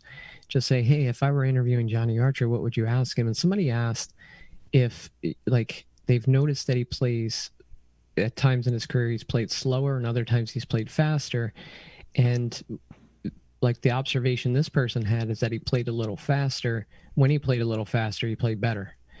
And I asked Johnny that, and Johnny said, yeah, I probably have to agree with that, you know, but I have to do what I'm comfortable with at the time. And, you know, but that he's probably played his best pool when he's played a little quicker. And so, but Johnny's playing that, Billy hung that ball.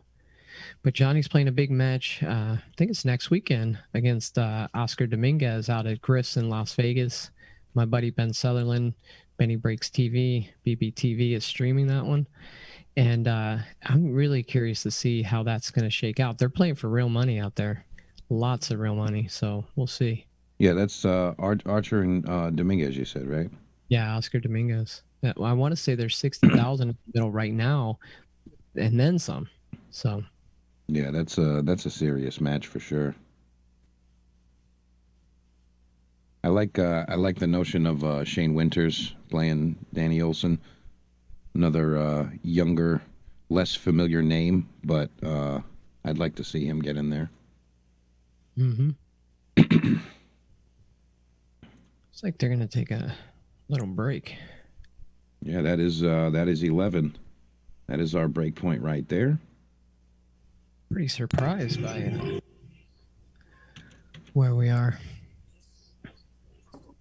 Yeah, I mean it's kind of flying through right now. Mark and Joey, we're gonna have a guest in just a minute. I believe it's gonna be. I think it's gonna be Chris Robinson. We can hear him right now. But what do you think these guys are gonna say? They're just gonna be laughs and smiles and. Yeah, I mean, I think there's gonna be a little bit of concern from Team USA, but you know, again, it's an exhibition and they're out there having fun. What about you, Mark? Yeah, I'm interested to hear Chris see how he feels about his break tonight, and how does it feel to actually play with the guy that he's just had 165 racks with that night. I just talking to this regular. All right, so because I can't hear them. So here we go. We're gonna get Mr. Chris Robinson on with us right now, and there he is. How you doing, Chris? Can you hear us? Yeah, I can hear you guys. What's All up? right. Not much. We're enjoying the action here. How do you feel about the format tonight? The 3x2. How's that going for you? Oh, it's fun. It's all good fun. I mean, yeah, it's. I don't know. I don't know what to say about it. Just fun match. Yeah, awesome. So it looks like you guys are having a lot of fun talking to each other between shots and things like that. You guys are all having a blast out there. It's a good time. Yeah, we're having too much fun. We're losing. Good point there. Good point there. I think Joey Ryan has a question for you. Go ahead, Joey. Hey, Chris, is it a little tougher with three people trying to get all three of you kind of in a rhythm compared to just having two people like Danny and Roberto? Oh, I assume so, yeah, but it's not that big of a deal. I don't think it's that big of a deal.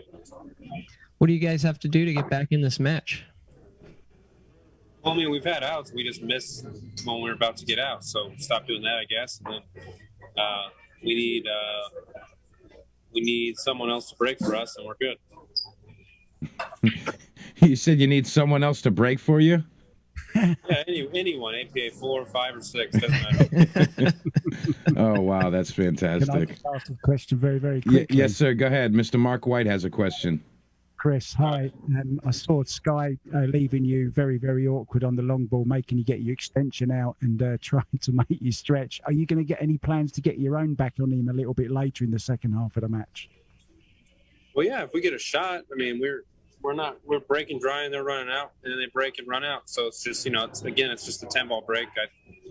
It's just, if you can't make balls in the break, get a shot, you can't win and play 10 balls. That's how it is. So hopefully we can break and make a ball and maybe have a chance. Good luck. All right. Thanks, Chris. You're welcome. All right. So Chris is having a good time. They're all having fun. But at the same time, you can definitely tell that he wants to win. He wants to make this a match for Team USA. I think Mr. Gomez is going to be joining us in a second. Hello. Mr. Roberto Gomez, how are you doing? I'm good.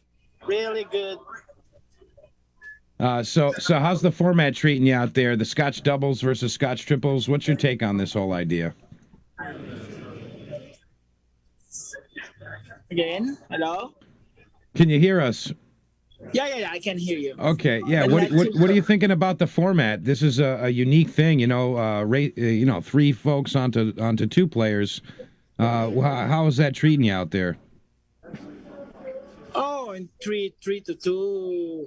You mean three players against two players? Yeah. How do you feel about that? We will be more in favor of the game because we're only two, and it keeps us playing all the time, rather than like playing, waiting for two shots before they shoot,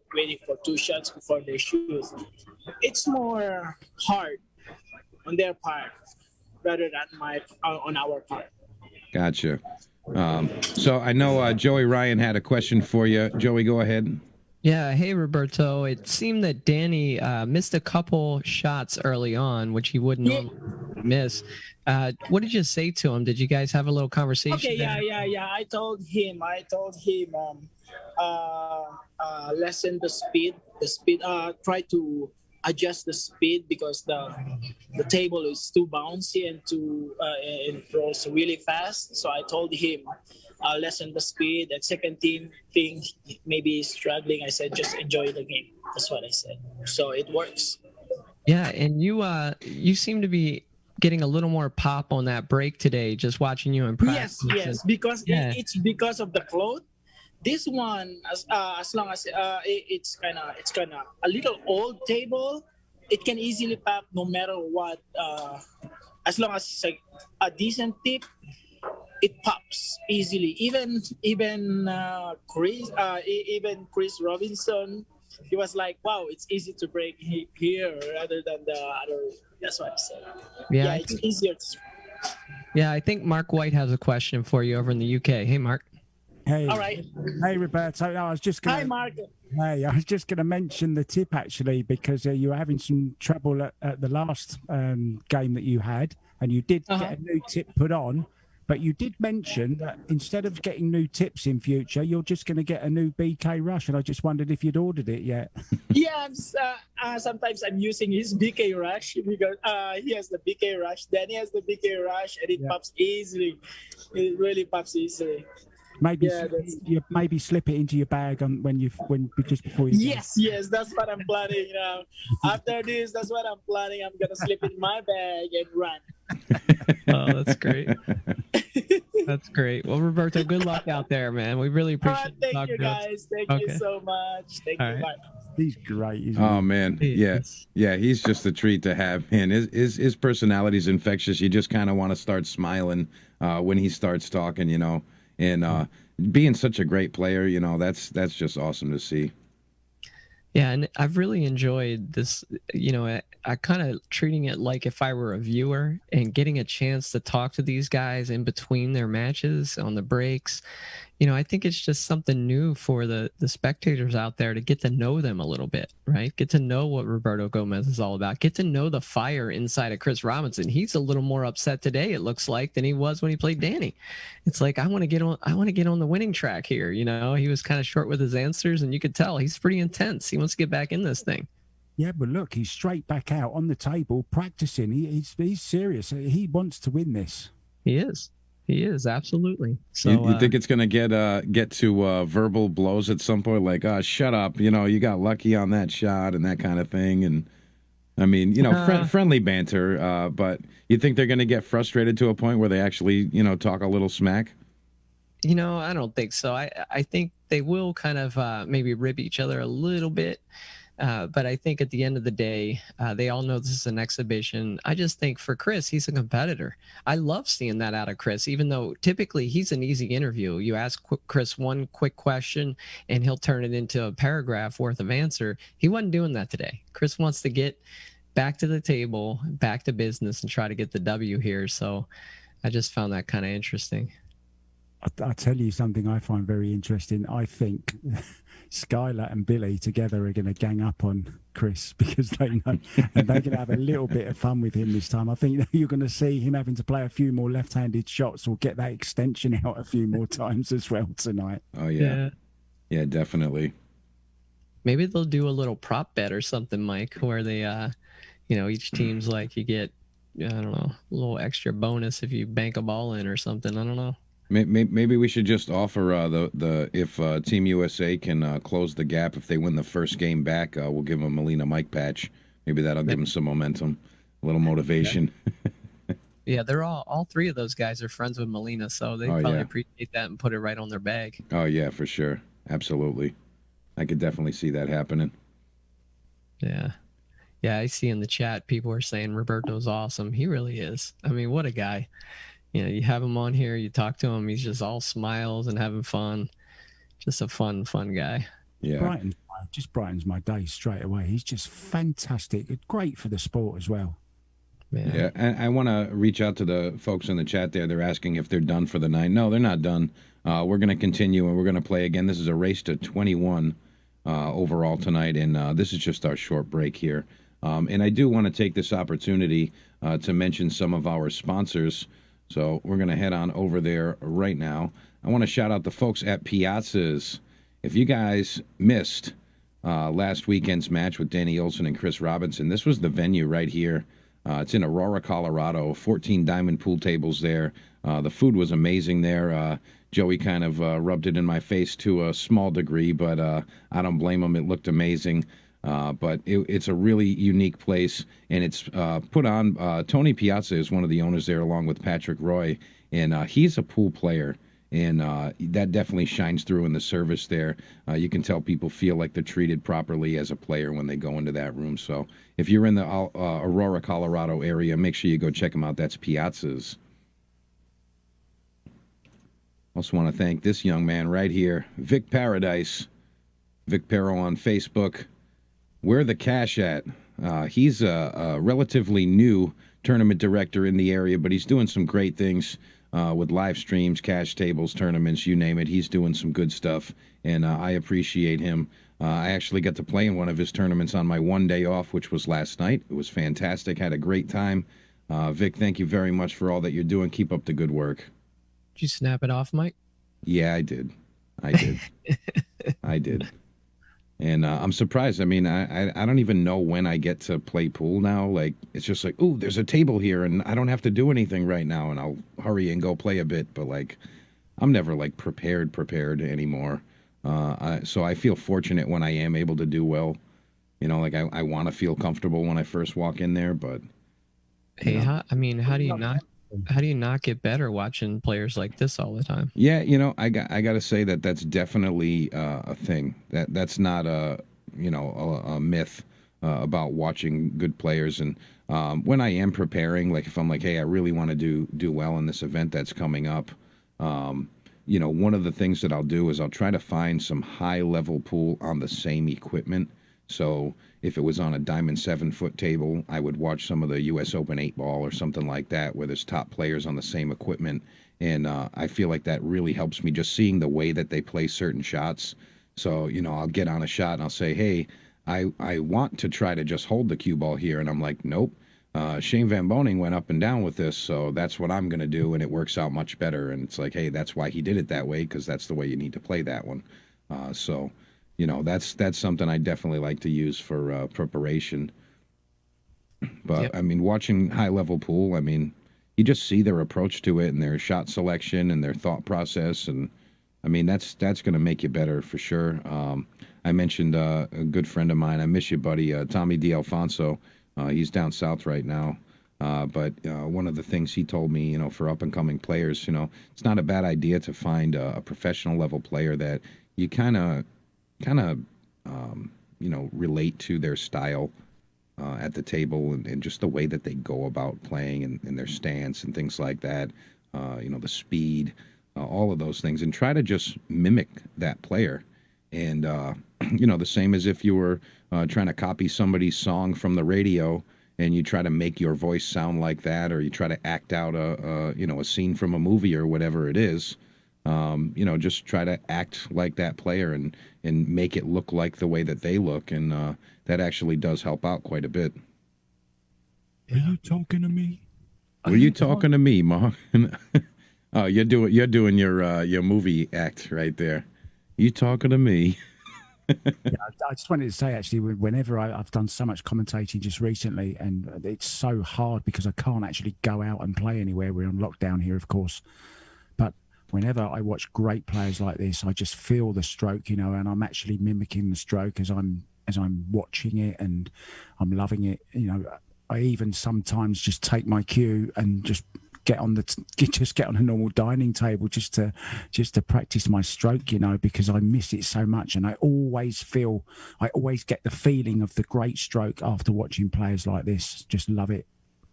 Yeah, it also gets you excited to play, right? When you're watching really great pool.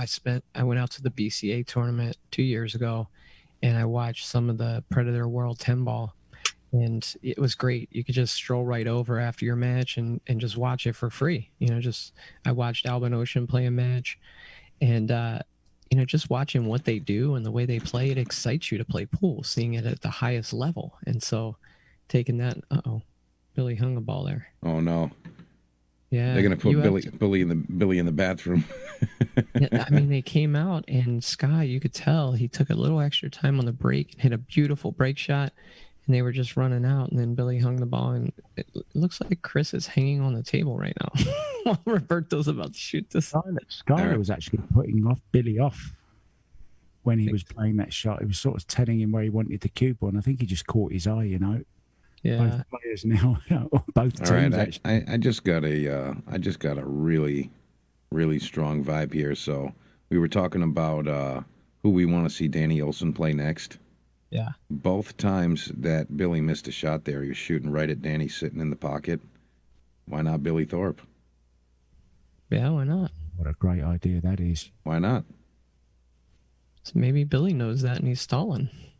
I mean, who knows? But I'd actually like to see that, especially if it's 10 ball. I mean, again, Billy's got a ton of recognition from what he's been able to do. He's, aside from a great rotation player, he's a great bank player, plays one pocket really strong. I mean, I feel like that might be a good challenge for Danny. Yeah, definitely. Trying to hustle him, do you think, Joey? What's that? He's trying to hustle Danny. When you come off the Mosconi Cup, I don't think that's a thing anymore. You don't know, Mike. Pool players, they can lay down with the best of them. You never know. No, I get it. Hey, I know some pool players that I've known for 10 years, 15, 20 years, and I still have no idea their speed. There's a guy in Colorado. I won't say his name, but a lot of people on the stream right now will know him. But the guy he's a one pocket specialist, and he's played for years, and he refuses to play on a stream, and nobody knows how good he plays. In fact, Tony Piazza told me last week, he said he might play my speed, or he might be the best one pocket player to ever live. Nobody knows. Oh, that's great. I want to shout out our friends over at Big Time Threads. If you guys have been following along, these are our guys over in Phoenix, Arizona. Check them out on Facebook, facebook.com/Big Time Threads. And make sure you reach out to them for apparel printing, screen printing, those are your guys. Got a team tournament or a partners tournament. You want to get some jerseys made or something like that. Those are your guys. Yeah, they do a great job. My buddy Adam Kroll out here makes great team jerseys and hooks you up. What's that one you've got? And I meant to ask you about this one you're wearing. Yeah, this one's it's the Arizona flag. I worked with a friend of mine, Jake Lawson from Breakout Apparel, and he's on the East Coast. And I said, I want something a little different. And that's what you get with Jake. It's more of a customized experience where he works with you and kind of takes your vision and helps put it into a jersey. So I really, I thought I'd have to come strong with a shirt today after what you were wearing the other night, Mark. But you know. Well, yeah, I've just got my pink super dry on tonight. Nothing too fancy. Is that the brand Super Dry? Yes. Oh, nice. Yeah, they got some cool stuff at the outlets over here, the Super Dry outlet. I don't think this ball goes. Danny's looked at it twice now. He might just be verifying the angle here. I feel like he'd be playing safe, but apparently he's playing the bank. What? Combo. Wow. Did he play? I think he played the combo. The carom. Carom, yeah. Yeah, he played yeah, okay. Carom. Yeah, Carom. Yeah, it was a little confusing seeing like the result there, but yeah, that's what he played. He played the 9-ball. Uh-oh. Oh, and he's missed the 3. Now here's an opportunity for Team USA.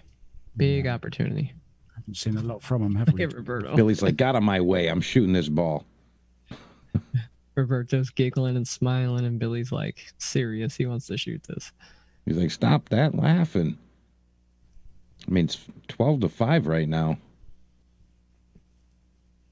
This guy puts the roadmap down for Billy. Oh, he's over hit that. Yeah. Another consideration here would have been nice to see Chad be the third member of Team Havoc. Just saying. Yeah. Just saying. That's actually not a bad idea. You know, I originally thought that, and I'm like, well, let's kind of set that way, and you know, let's keep it the way it is. And it's nice having Chad behind the scenes, not for nothing, but Chad being the third man on Team Havoc would have been kind of nice. He can definitely play a little too. He's beat a lot of pros, upset him in tournaments. Yeah, I actually heard that he took out Tyler Steyer very recently in a tournament. I think it was like less than a year ago or something like that. I mean, you beating guys like that, you definitely can play a lick. Yeah, I know up in Wyoming, a lot of the Colorado players go up there for big tournaments that they have. And surprisingly, it's a destination for a lot of pro players. This shot by Chris. Not quite, but good idea. Yeah, so like Rodney Morris, I think is living in Wyoming right now. Johnny Archer goes up there, Corey Deuel. A lot of pro players will swing through Wyoming, and the tournaments up there, they get a ton of added money. They actually have, I think there's a mayor of one of the towns up there that puts a lot of money into the tournaments. I don't know, but yeah. So Chad and a lot of friends of mine from Colorado have had the opportunity to match up with really top players and gotten some good upsets. It was quite a nice comment in the chat a little bit earlier, actually, about it would have been kind of nice to have got a local top player in to join in as the third member to play with Danny. Yeah, too, yeah. Quite nice idea, huh? Join We all know what that means. He's like, Skylar says, hey, you leave Billy right there. Yeah. Keep going. Yeah, the EJ, I thought it was Glode. It might be Glide. Somebody put Glide in there. Is the mayor that adds all that money. And I think that's the guy who invented the Saratoga game along with Rodney Morris, if you guys have ever heard of that. What's the guy's name? EJ, I thought it was Glode, but they put Glide in there. I don't know if it's a typo. Let me see. See if I can find out. Glode, yeah. I don't know the pronunciation. It could be Glode. I don't know. But yeah, I mean, they get tons of added money in these events. But have you guys heard of the game Saratoga? Oh, yeah. Yeah. I actually got a lot of exposure to that stuff. Did some work with Rodney Morris with the TSPN folks, and did the TSPN Cares charity event. That was a really nice one there. But yeah, he and that's the guy's name. Yeah, EJ. Mark, I bet you haven't heard of Saratoga, have you? No. Yeah, it's a game that they play. It's 8-ball, but you have to run your balls in order. Sounds like a vitamin pill to me. You take your Saratoga every morning. I think they play with 13 balls instead of 15 because I guess it was just too hard to do it with 15 balls. But it's an interesting game because after you break and you take your balls, stripes or solids, you then have to run the balls in order before you make the 8-ball. And so it started in Saratoga, Wyoming, and yeah, it's been a kind of a staple up there in Wyoming for a while. Johnny Cisneros in the chat. We have 250 sets of Saratoga balls coming soon. Are those the rocket balls that we saw Rodney Morris advertising? Is that what he's referring to there? Probably. Well, he didn't call them rocket balls, so I just want to make sure. Well, Johnny's a friend of mine. We actually met in the D.C. area at one time, and when I interviewed Rodney Morris, it was at Johnny's place. Johnny's got this beautiful basement. It's kind of like a man cave. He's got, I want to say he's got a 9-foot diamond, a 7-foot diamond, poker tables, all kinds of stuff. No, I guess. Yeah, it is different. Yeah, it seems like that's a different set. So there's the basic Saratoga set, and then there's also the rocket set, the rocket balls. Sky missed that one, and I think what we're seeing here is what we talked about before, just less time at the table for the threesome, where they're not really getting a chance to kind of get in gear, and Billy's missed a couple, Sky's missed one, so Chris missed a safety. I think Danny and Roberto are just able to hit more balls together and getting a lot more comfortable quicker. Sky's not a patch on what he was the other night, is he? He's, I wouldn't say struggling, but as you say, just not getting the time at the table. It's going to be another one on the board for Roberto and Danny.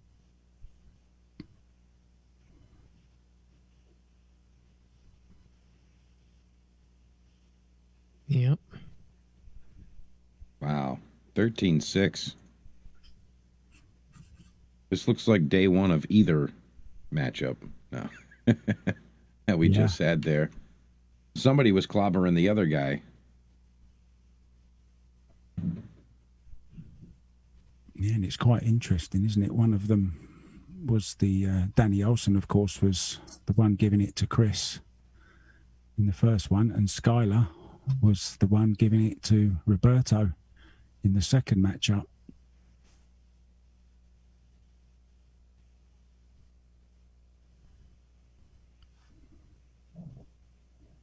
Yeah, we're going to be giving away a couple more of these Molina Mike iron-on patches during tonight's stream, so make sure that you guys are active in the chat. Make sure you got your sound on, and have your chance to grab one of those. Oh, I thought it was going off the table. Well, it's off the bed and into the tray. And so Chris Robinson then. And so here we go, guys. This is where they need to. Yeah, I'm going to forecast here a U.S. victory in this game. They're going to run out this table. They're going to run the table out? Yeah. I'm going to put a wager on that, Joey. Sure. What do you want to bet, Mike? That was a bluff. Called the bluff. I knew it was a bluff. I'm good at reading people. I just figure, it's slightly in favor of Team Havoc that they don't get out. Yeah, he left Billy kind of tough here. I mean, Billy left Sky kind of tough, but he was able to get out of it.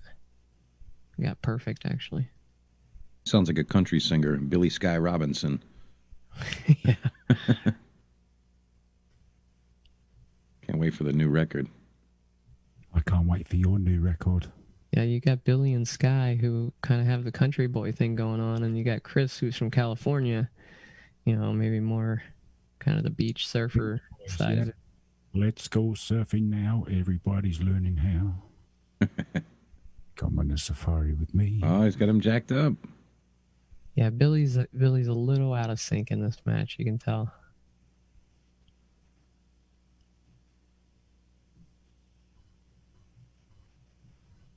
And good thing his partners are Chris Robinson and Sky Woodward, huh? Yeah, Chris is gonna have to come with one here though.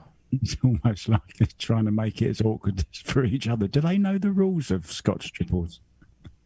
You know, when I played Billy in the Texas Open, it took him a while to get going. He might just be that type of player that starts a little slow sometimes. Oh. I guess I would have won that bet, huh? Yeah. How much did you bet, Joey? I didn't bet anything. I let him off the hook. He's got no heart. He looked nervous. He's like, how much you want to bet? I'm like, oh boy, I think I insulted him. I'll take it back. Wow.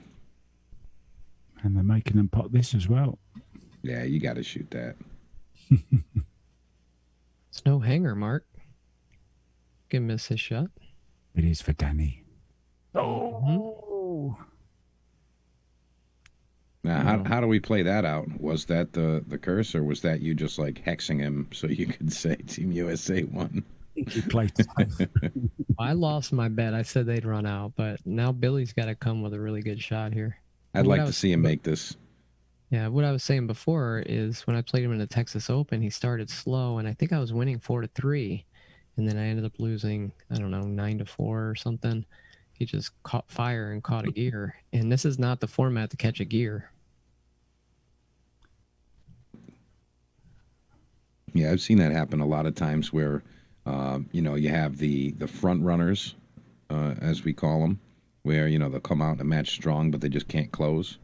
Then you have the grinders where they're just, grind until they find their stroke, and eventually they'll just find it. But a lot of times it takes being down to find that motivation to really give it your best, or just some kind of, something snaps and you're like, that's it. I'm just doing this now. Last night, actually, I was in a match and, I was downhill 0. And, I'm friends with the guys over there and everything, but he's a guy that wins the tournament often. He's kind of giving me some banter on the side, and I'm like, you know what? I'm gonna win the next. I'm gonna win to the victory from here. You're at the hill and I'm at 0. I'm gonna win all the games from here. And I'd pause and tell him, hey, relax for a sec. Hey, you can keep talking all you want. Just watch the show. And sure enough, I won the match. But just that kind of relationship there. Yeah, really nice break from Chris there, and he even faded a kick where the cue ball tried to kick, or almost got kicked in the side, but now USA is in good shape here. Remember that missed 10 ball by Danny Olson? That could be a big factor here in the U.S. getting back into this. I'm already with you on that. Totally agree. Nice billiard there by Sky. They say one shot can turn a match, don't they? Could be that one. And all of a sudden they're conversing and taking it a little bit more seriously. Yeah, I was going to say, look at Sky's face right now. I mean, he's not that big giant smile he had in the first 10 games. After all said and done, they're pros, aren't they? And that's right. They want to win. Okay, have fun, but there comes a stage when you still want to win the match. I love the action in the chat here. Somebody wants to bet 20 to 25 a rack here on out. Hey, that's my man Lucas Fracasso Werner right there. You guys look out for him. You guys definitely look out for him. Is he good action, Mike? Is he good action? He's great action, actually. He's the epitome of great action. If he loses, he'll pay. And if he wins, he's looking to collect. And he'll just keep going. But that's the young man I was mentioning right after we had Jeremy Jones on this past Sunday, where we kind of hinted at some of the young up-and-coming players from the Northeast. That's one of them right there. He's the great New England hope, in my opinion. Looks like Billy got sharked there. I don't know if you guys saw that. He was down on the ball, and something kind of got him to stand up. But yeah, that's the Lucas you were talking about, huh? Yeah, he's just 19 years old now, and he's really promising. How close has he played to like a Tommy D'Alfonso? Well, I'll tell you what, Tommy's been a strong player for quite a while. But what I'll tell you is that Lucas is progressing at a rate that I haven't really seen a lot of players make that jump. You know, he's just about turning from a really good player to a great player. Awesome. And I'm thinking that he's going to be a significant contender for a lot of upcoming things. You know, you're going to start to see him a lot more for sure. I mean, he's 19, Mark. Okay. And you know, he's already won a lot of the the junior international that they did there. He won that event. I don't know if you guys remember that. He was standing there with Rahana, in the winner's circle. He was the winner of that event, and he's won a ton of junior type events, and now he's winning events with full of adults, 30s, 40s, 50s, and all the experienced players, and he's smashing it. He's just doing great. Oh, it's a scratch there. And look how quick they were out of the blocks. Skylar and Chris straight to the table, almost ran to it.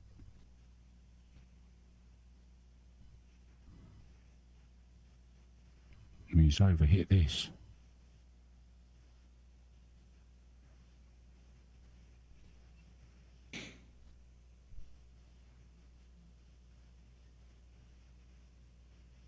He overhit that by about 2 foot, 3 foot.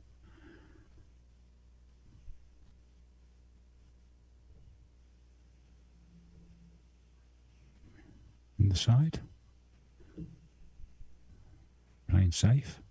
Yeah, he's going to roll the cue ball up by the 4, it looks like. Is that the 4? Yeah. Gets the pat on the back from Billy there. Billy's like, don't sweat it, buddy. No big deal. We're not kicking you off the team.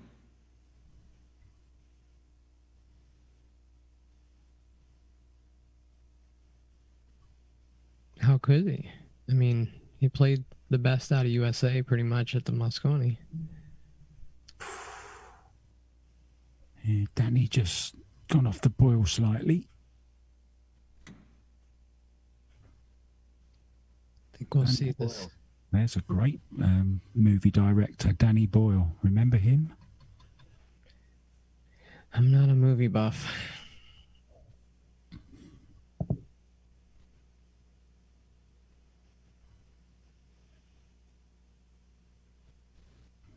That was a nice shot. Loads of left hand on this, I'm guessing. Zip. Over it goes. Plenty of fizz.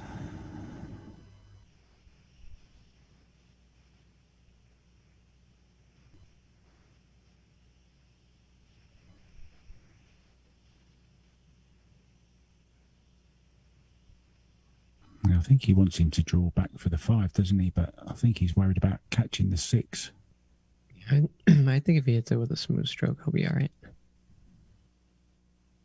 Pro side of the pocket. Yeah.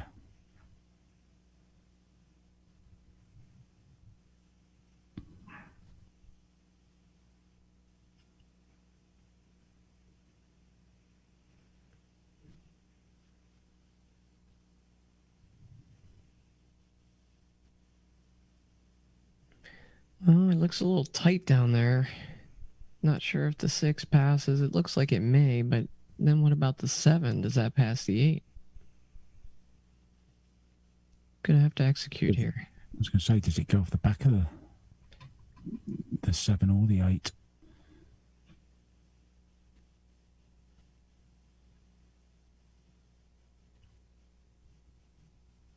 It didn't go. You called it. It was very tight, wasn't it? Mm-hmm. I thought he might have gone rail first there. Yeah, and in situations like this, you got all top players. I mean, basically you miss, you lose. And if that's not the case, it's very rare that you're going to see more than one turn taken at the table unless they're in some kind of a defensive battle.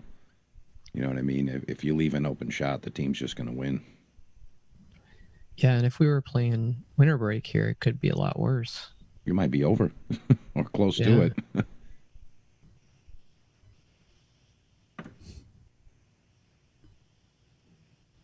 I think this is a great situation for Danny, being able to, like, you know, rub elbows with Roberto, and, you know, because Roberto on the worldwide stage has gotten, you know, it's tons of experience, and, you know, I think it can do nothing but help Danny's game, you know?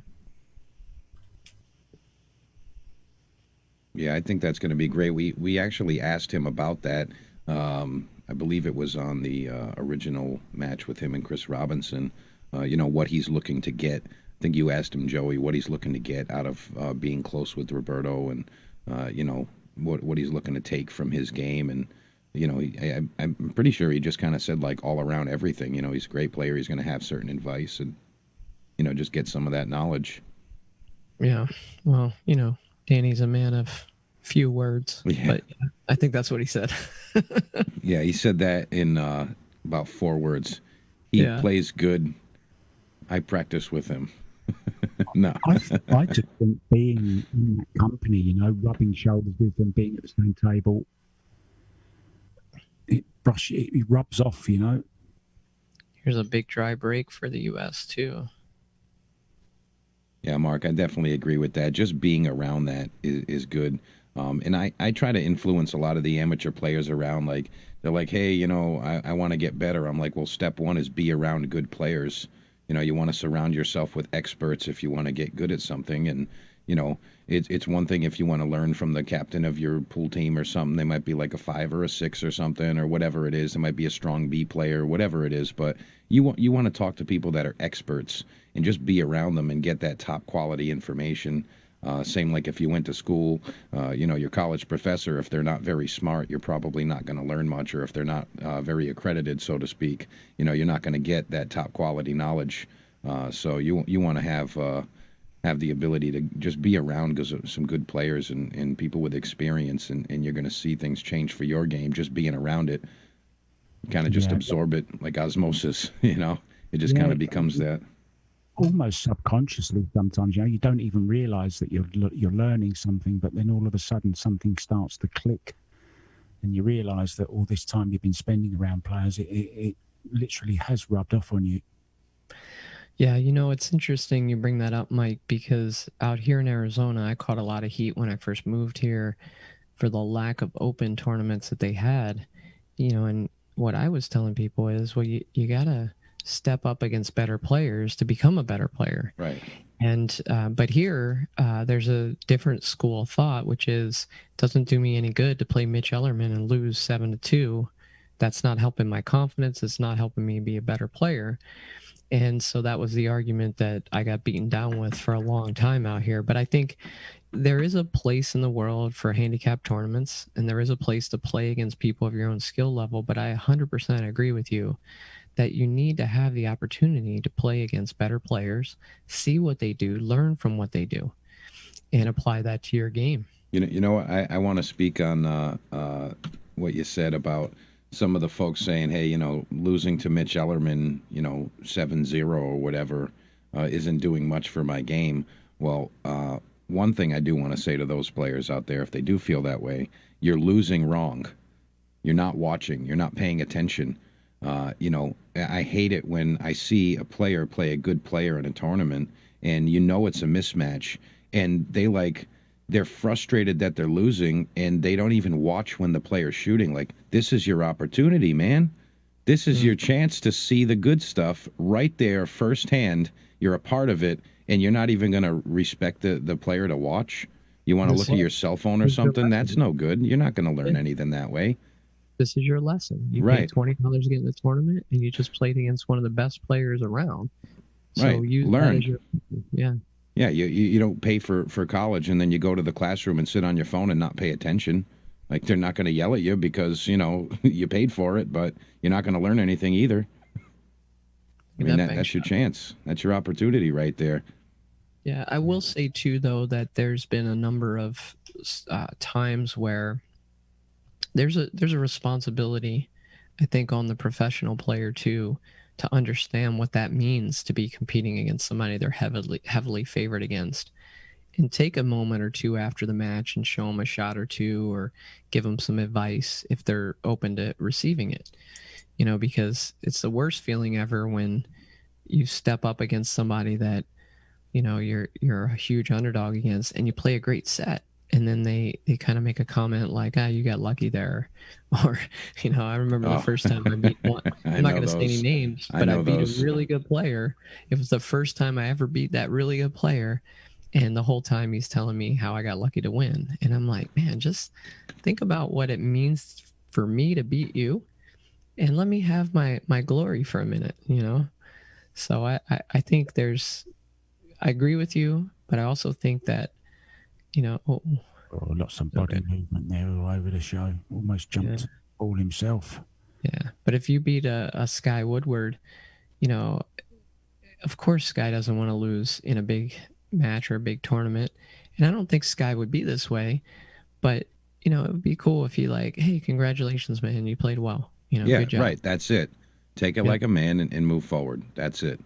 And that's what you're going to see out of professional players for the most part. I mean, with the exception of maybe a few pearls here and there, I think we're going to see, when the top players, if they lose, they always want to win, like you're saying, but you got to just learn how to win and lose with class, and that's that.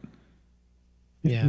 There's also the belief, that you learn more from your losses than you ever will from your victories. And if you're not paying attention to the guy that you lose to, then in my opinion, you're losing twice. Not only have you lost the match, you've lost a great opportunity to learn from somebody who is, who knows a whole lot more than you do, and you should be paying attention to it. I think it's a terrible loss if you don't watch your opponent. Yeah, Scott Frost said he calls it playing from the chair, right? So you're watching your opponent, what they're doing, and if they're a better player than you, you're trying to emulate them when you get up to the table. Yeah, definitely. I mean, there's definitely a lot of amateur players out there that just, they don't want to play against folks that they already know that they're better, so to speak. But at the same time, to speak on that particular topic, I feel it's best when it's anonymous and you don't know a player's level and you don't know what you're getting into, and you just do your best. You just play really strong. A lot of times, players from the area, a lot of times they'll play in one of my events, and it might be the first time that they've ever had the chance to play against an A player. It might be the case. Hey, I've never played an A player. They don't know who they're playing. They don't know these people's names or what their history is or how many tournaments they've won. All they know is that they're playing a guy named, Ryan Lynham in a tournament, or they're playing a guy named Suat in a tournament. They don't know who these people are, and who knows if they beat one of them, they're like, oh yeah, I beat that guy. I'm like, hey, did you know who that was? And they're like, I have no idea. But the next time that they play, if they know that that's who they're playing against, now it's like, I got the pass to lose here, no big deal. It's like there's a mental game there, and it really is crazy how much that mental aspect of pool weighs on the performance of the players. Just how they take it.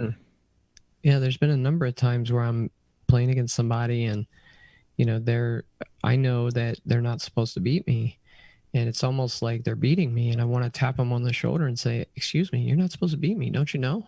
You gotta want to remind them, because if they don't know who you are, they just come out and fire, and that's the thought process I go through when I enter a tournament with professionals. If they don't know me, I got a good chance to upset them. Yeah, because I come out and run 3 racks on them. Yeah, they take advantage. They take you for granted and say, hey, I don't know this kid Joey nobody. Exactly. I'll take this guy out. Next thing you know, you run a couple balls and oh, wait a minute, I'm down 3-0. Who the heck is this kid? Now they're scared. They're on the defensive. That's right. They get tight. They miss shots they wouldn't normally miss. So yeah. But just to clarify, Mike, my point is that I think there's a place for handicap tournaments. There's a place for good Karam there. There's a place for open tournaments. I just like to see more people step up. And when we have open tournaments out here, a lot of times I'll pay people's entry fees, put like 4 or 5 people in it just to kind of get the numbers up. Because everybody tells me, well, in Arizona, you can't have open tournaments. There's not enough interest because there's so many other tournaments to play in, 650 and under, 600 and under, but I think, if we really want to get players, to come out of states like Arizona, and be able to compete on the national or international stage, they have to be willing to step up and play the best players. Now, Joey, I'm actually going to give some information that I haven't put out publicly yet, but I'll say it here. In the very near future, the Ship to Cash events are going to have something that kind of speaks directly to that dilemma. And the way that that's going to work is I'm going to open X amount of seats in each skill category, and one of them will be an open no ceiling category. And if you don't own a seat, you can't play in the tournaments. There will be set events throughout the year for each of those skill groups, but there are required events where you have to play with everyone. And that's a nice way I feel can help that out, where it's not, I'm not going to play in that one, but I'll play in this one. I'm looking for dedicated players and commitment from the players where, hey, I want to compete and get better at all skill levels. And, having them hold a seat in their group, and they're obligated to play in these are the events that you're signing up for. These are the ones. And, they can play in their own skill group ones. And they're also, obligated to play into the upper groups also. And I think that's a nice way to kind of blend it together. Yeah, I like that a lot. And don't get me wrong, I'm not knocking Arizona. It's the best state I've ever lived in for amateur pool, 100%. We have a Facebook group with 3,000 pool players in it, and they love pool in Arizona. They just love it, but I think at some skill levels, it's a money-making proposition, so if you're at a 575 skill level, talking Fargo now, there's tons of events to play in. And if you're at that level, any 580 and under, you have a really good chance to make a lot of money in those events. And now that the entry fees are going up, we're seeing $1,000 added tournaments or $1,000 entry tournaments, $500 entry tournaments. Now you're talking about people walking away. The 580 and under in Las Vegas that I commentated on, the winner walked away with over $20,000 in cash. Second place with over $12,000 in cash. Yeah, that's great. So that's great money. But at the same time, there's so many options for players of all skill levels that you'll find if they have a choice to go to a 580 and under, $40 entry fee, they're going to do that over an open tournament $15 entry fee. So we don't have any. Yeah, and to speak on that, I think that it's not going to be something that everyone is going to be on board. I mean, I think that the races in pool, I feel, should always be even race. And if I am going to handicap an event, I don't do handicap race. I'll handicap money odds. So the lower end players can pay $25 where the top guys are paying like $1.50 or something like that. And I think that's a fair way to get the experience. But I think that the big piece of making it so that folks do choose to play with the better players to get that knowledge and to better their games is just to keep them accountable and submit results and make it so that you have to have X amount of scores before you can compete. You can't be a guy that's unestablished and I only have 50 games logged and this is what my score is. You dump a couple 20s into a weekly tournament or something. I think that the more money added should be, hey, this is how much I've played. This is how right or how robust my scoring is, and this is what my rating is. So, I think that would help. Making it so it's mandatory to have X amount of scores, and I think that would increase the participation in the local level anyway. Yeah. Well, Roberto misses a ball here, and Team USA is gonna have a chance to get on the schneid here. Down 16-9. They need this game here. Comment from Chad Moore saying he doesn't even know how to get rated. Move Well, to the New easiest England. way- That's one way. Move to the Rhode easiest Island. way- the easiest way is the BCA pool league, because they use the league management software, and that goes right into Fargo. Of course, there's other leagues that can submit scores to Fargo, or tournaments that can submit scores to Fargo. In fact, in Las Vegas recently, my friend Jack Murray had a really good idea, and he did like a round robin, I think it was, tournament where it was basically a chance for people to build their Fargo. Honest people who just want to get rated, to play, I don't know, 100 games in a day because they're playing a round robin format, which I thought was pretty cool. Mm-hmm. Yeah, I like that. Putting a lot of games in, a lot of scores. And we have a top European pro watching actually in the chat, Roman Heibler. Good player from Czech Republic. Thank you for joining us. Glad to have you. Living in Germany.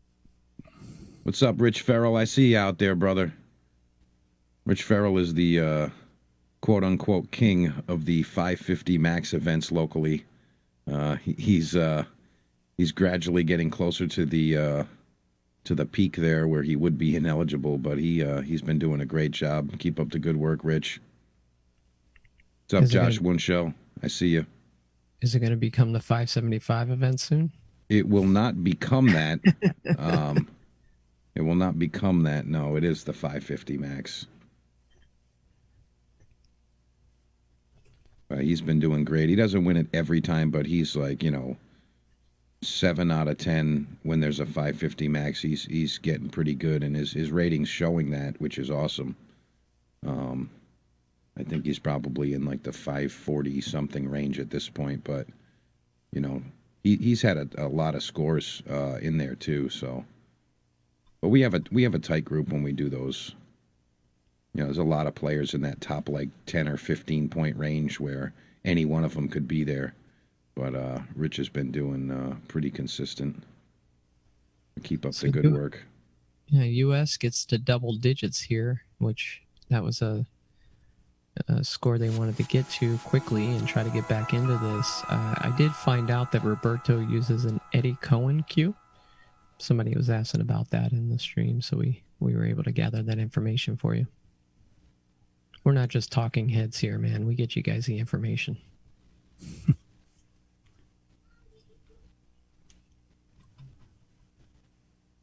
We're like a more entertaining Google. Now they're gonna ask for what weight it is. Let's just go with 19 ounce. That's average, right? Yeah. What do you play with actually, Joey? All right. So I have played with Predator for... What's in your bag, man? Yeah, I've played with Predator cues since I was like 20 years old. So, I don't know, 25 years. And so I made the switch to the Revo. I was using a Z2 for like 10 years. Made the switch to a Revo. Couldn't get used to it. Went back to the Z2, played with that for a while, and then I won a cue in a raffle. And it's a Jack Madden cue. He actually lives in Montana, but used to live in Arizona, and it's a beautiful cue. I love it. I want it. It didn't cost me. It cost me like $50 in tickets.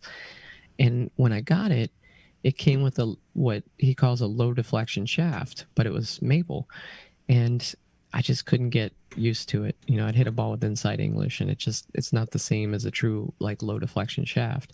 Mm-hmm. But it's a beautiful cue, and I wanted to stick with it. So I said, well, let me try a different carbon fiber shaft, because I've tried the Revo before. Let me try something else. And I had a couple people recommend the Q-Tech Synergy shaft. So I tried it, and I really liked it. I liked the way it worked. I had the 12.5. I also got the 11.8. And so now I have the Synergy shaft on this Jack Madden, but I use a BK Rush brake cue, and I have a Lomax jump cue, which is a pretty good jump cue. So pretty happy now. I'm content for a while.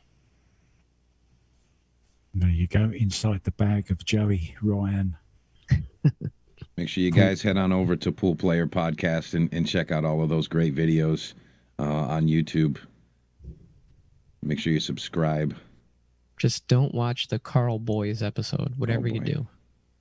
So please go watch that right now. Now everyone's going to go and watch it. Yeah, of course. I had my pool table behind me, and Carl dared me to shoot a shot that was pretty much a hanger. And he's like, I bet you're going to miss that, mate. And sure enough, I dogged it. And so now every other day, Carl sends me a Facebook message with a big 2 ball because it was a 2. Oh, that guy. Bruce is loving the stream, enjoying it. In Metropolis, I just lost the comment there for a second. Sorry, Metropolis, guys. Illinois. Illinois.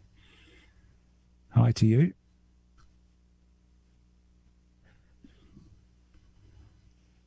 So what do you think so far then, guys? I think that Team USA won 2 games in a row, and if they can string a couple together, this might get a little bit tight. They got to feed Danny's break here. Oh, what a break. He didn't get one, though. It's dry, though, look. And there might be a window for the 1 ball. Wouldn't that be crazy? Well, you know what? Rightfully so in this situation, and it's Billy to the table. Wonder if he'll come down and try to hit the 5 ball here to break that up. Yep. Yeah. This has possibilities here. You can make this 2 and come 2 rails. Maybe even, well, no, you got to come. You can go around the back of the 6, maybe. I think he actually wants to hit the 8 ball. That that if he hits the 8 ball on the right side, I think that puts him in a good spot for the 3. Yeah. And Mark White with the phenomenal call there, right behind the 6. That was awesome execution, too. That was not an easy shot. Yeah, jacked up like that. I don't know if you noticed. Some of them come right. Yeah, I don't know if you noticed his back foot was hanging in the air. And for short people like Chris and I, that happens quite often where you're leaning and you got to get that back foot up in the air. You have to have the balance of a tightrope walker. How tall are you, Joey? 5'9". 5'9". I wouldn't say that's really short. 5'9" and a quarter, Mike. I'm 5'10" and a half, buddy. So. I'm right in the middle of you two. Yeah, Perfect. I have a brother who's like 6'3", little brother, and so by the time he was 15, he was taller than me. That's when I stopped picking on him. Lesson learned, right? Yeah. He's actually a pretty good player. We played in a Scotch doubles tournament in Maryland a few months ago and took 3rd, beat some good teams in that. I was really proud of him. He doesn't play a whole lot, but he played well in that tournament. Speaking of Scotch doubles tournaments, how would you feel about an invitation to Rhode Island, Joey, play in the high limit Scotch doubles event? I'd feel great about an invitation. We do a 1350 max tournament. That gives you some leeway to play with some iron. Wow, 1350. Yeah, it's a pretty strong one. And it's invite only, invitation only. Let me do some math here. Now we're gonna know who you're coming with. We didn't get to do the event in 2020, and it was kind of a letdown. Oh yeah. Yeah, it's something I look forward to doing, and I invite players from all over the areas and get some strong teams. We had I'll be right back.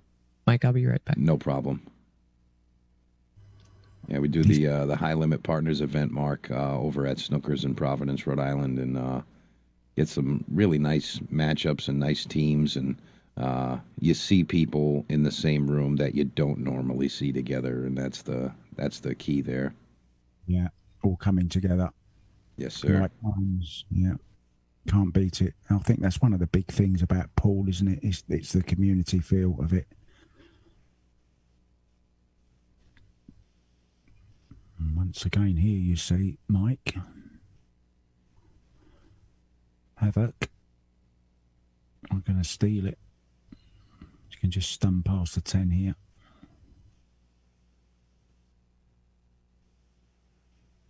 Oh, yeah. Nice shot there. All right, sorry guys, I'm back. No problem. I'm a sucker. 2 rails forward here. Yeah. He's gone to get his calculator, Joey, I think. He was on the phone. Hey, got a tournament for us, pal. Yeah, I got a team. We got a team together. Well, let me know if you think of somebody. You got somebody up there for me, Mike? Actually, probably, but I figured if you were coming all this way, why not just bring somebody along with you, and you guys can both get into some side action and other games, and I would make sure your trip is worth it. When is it? Well, the way things are going, who knows? But I'm thinking that we're going to get away with it this year, so probably sometime in the fall. Yeah, I'm definitely interested. You get some good, strong players together. It's not the normal, most of the Fargo rate partners tournaments are 1,200 and under, 1,200 max for the teams, which is a really good, it's a really good math equation there as far as what's available in the player pools in most areas and how many of these players versus how many of those players, and you can get a nice field with that. 2 600 players or, vice versa, 550, 650, that kind of thing. But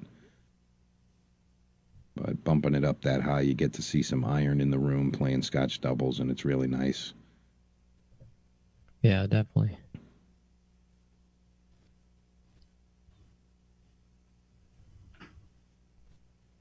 Trying to think who won the last one. It was, it was Kerry McAuliffe from Lawrence, Massachusetts, and he played with New York's Rafael DeBreo. That was a great team. Another behind the back shot there, and he's left a gap here, I think, past the 7. 2 into the top right. Can he get to it? It doesn't look like he can, but he's looking at it as if he can just cut right into it. Yeah, I think he's going for a jump over the edge of the 7. He's going to the air. He called it. Yeah.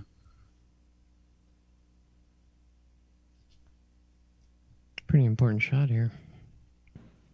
It's 21. I don't trust my texting. My eyes aren't the best, Todd. It is a race to 21. Yeah, it's race to 21. It's actually right there on your screen, right in the middle of the 2 scores there. I didn't even get over the 7, did he? Yeah, and this table's looking wide open. Same story, Joey. Yeah, I'm really, I'm not rooting for either team. I try to stay impartial when I do this, but I am rooting for the U.S. to get back in it. Yeah, I am.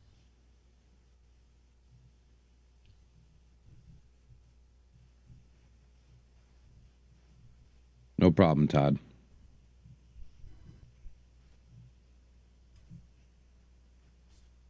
Yeah, it did start out as 15, then they extended it to 21. And I think I've just extended it to 25, but...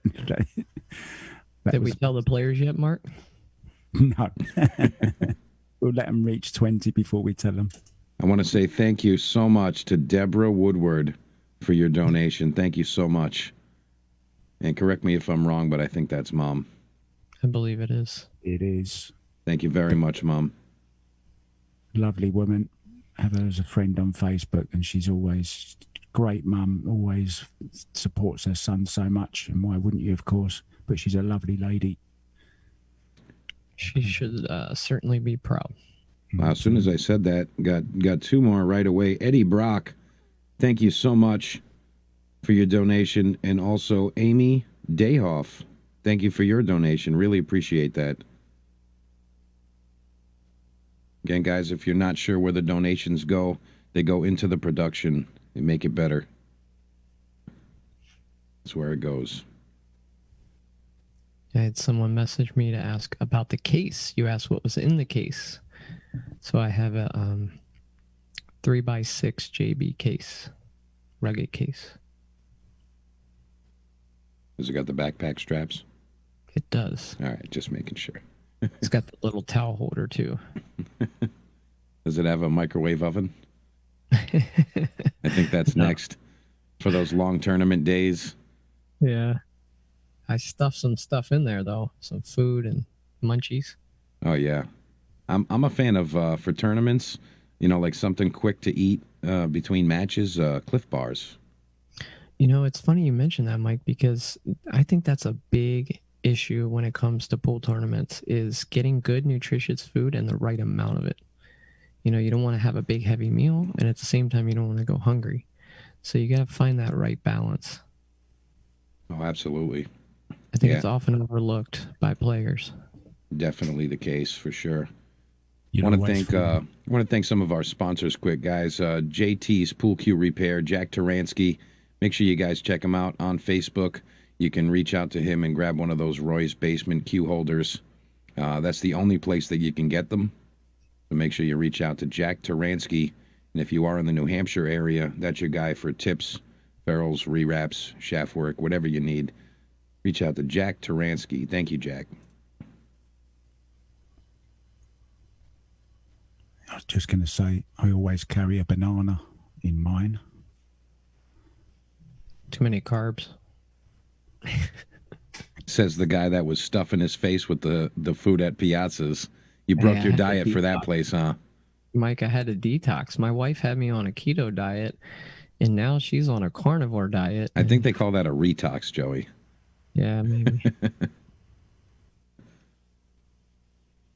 Hey guys, in the stream, do us a favor.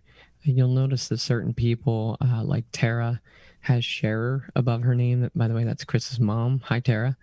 And if you need, by the way, she can hook you up with Billiards Digest magazine. She hooked me up. But if you see that Sharer above her name, that means she shared the stream publicly. So if you guys would do that for us, that would be great. Let's try to get this up to many more viewers here, because I'm sure there's people who just don't realize this is going on, or it's, hey, this is Saturday, they have some stuff, and now they're back home. They'd love to catch this action. So do us a favor and share it if you would. Yeah, thank you for saying that, Joey. We got to get these numbers up there. Make sure everybody can see the matches. Caleb, it's alternating break, so that's probably why you're a little confused. You were saying earlier that a lot of people are out probably playing on a Saturday night. So if you know somebody that's out playing, ask the room to put it on as well. Oh, hello. Uh-oh. Uh-oh. Uh-oh. Little power outage there. That's everyone started sharing it. And yeah. They sucked all the juice out of the room. The whole city went black. What happened? They all shared it. We've just blown it. I'll tell you what, Mike DeMarco with Ship the Cash. I got to give you a lot of credit for this last 8 or 9 days. Because this is not what you think of. This part of the country is not what you typically think of for like high-speed internet, and technology. And you've delivered awesome streams for the fans out there. So great job. Thank you. Appreciate that, Joey. And I'll tell you what, it's really thanks to the viewers also, because, for one, they're the motivation. They say thank you, we like it. When they get excited about things, that gives me motivation. And of course, they're sending in donations and helping me better the production end of it. So, it's going to get bigger and better. Yeah, I was a little worried about Chris there. He had a bit of a laugh attack before that shot, but he managed to keep his concentration and make it. I don't know what they were joking about. Yeah, you're talking about the viewers. I was actually walking home the other night after one of our matches, after the Skylar, the second night of Skylar, and reading some of the comments that were made in the chat throughout the night. Obviously, we don't see all of them, but I went through it. And it's just humbling to see so many people enjoying what we do. And it's so fantastic to be a part of what Havoc are doing. And I know there's lots more to come. And hopefully we can keep this little thing going and grow it into something much bigger and bring pool to more places like we're seeing now, taking the pros around to pool halls that necessarily don't see them as much, and giving everyone the chance to, and on these great streams, of course, as well, that Mike does. And we know how much work he puts into them, don't we, Joey? At the beginning, we sat here for maybe an hour or two before, and Mike is pushing buttons and creating videos and scenes that you're going to see, and we all take it for granted. But he really does do some tremendous stuff, and I'm not just blowing smoke here, Mike. I mean every word I say, and it's a pleasure. I appreciate that, guys. I really do. I want to say thank you to some of our donors here. Bonnie Below, hope I'm pronouncing that right. Thank you for your donation. Also, Justine Bishop, thank you for your donation. And Tom Gorman, thank you for your donation. Really appreciate that, folks.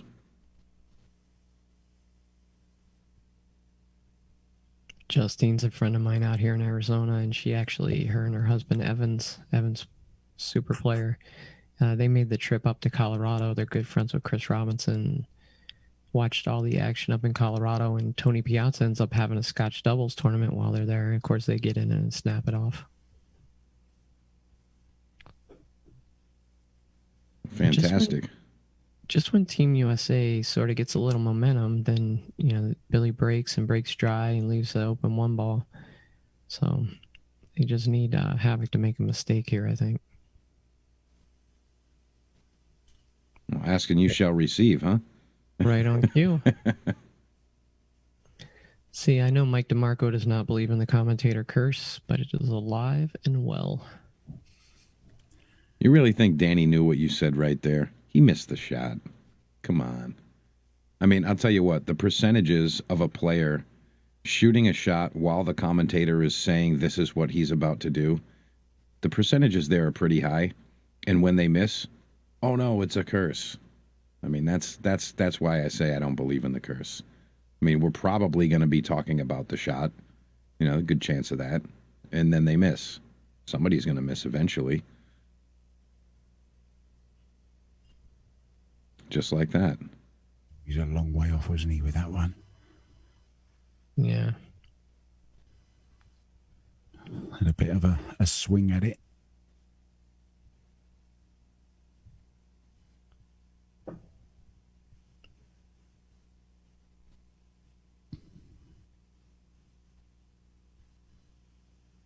I always notice that a lot of the Filipino players, like pretty much all of them, cue really, really close to the cue ball when they're setting up for the shot.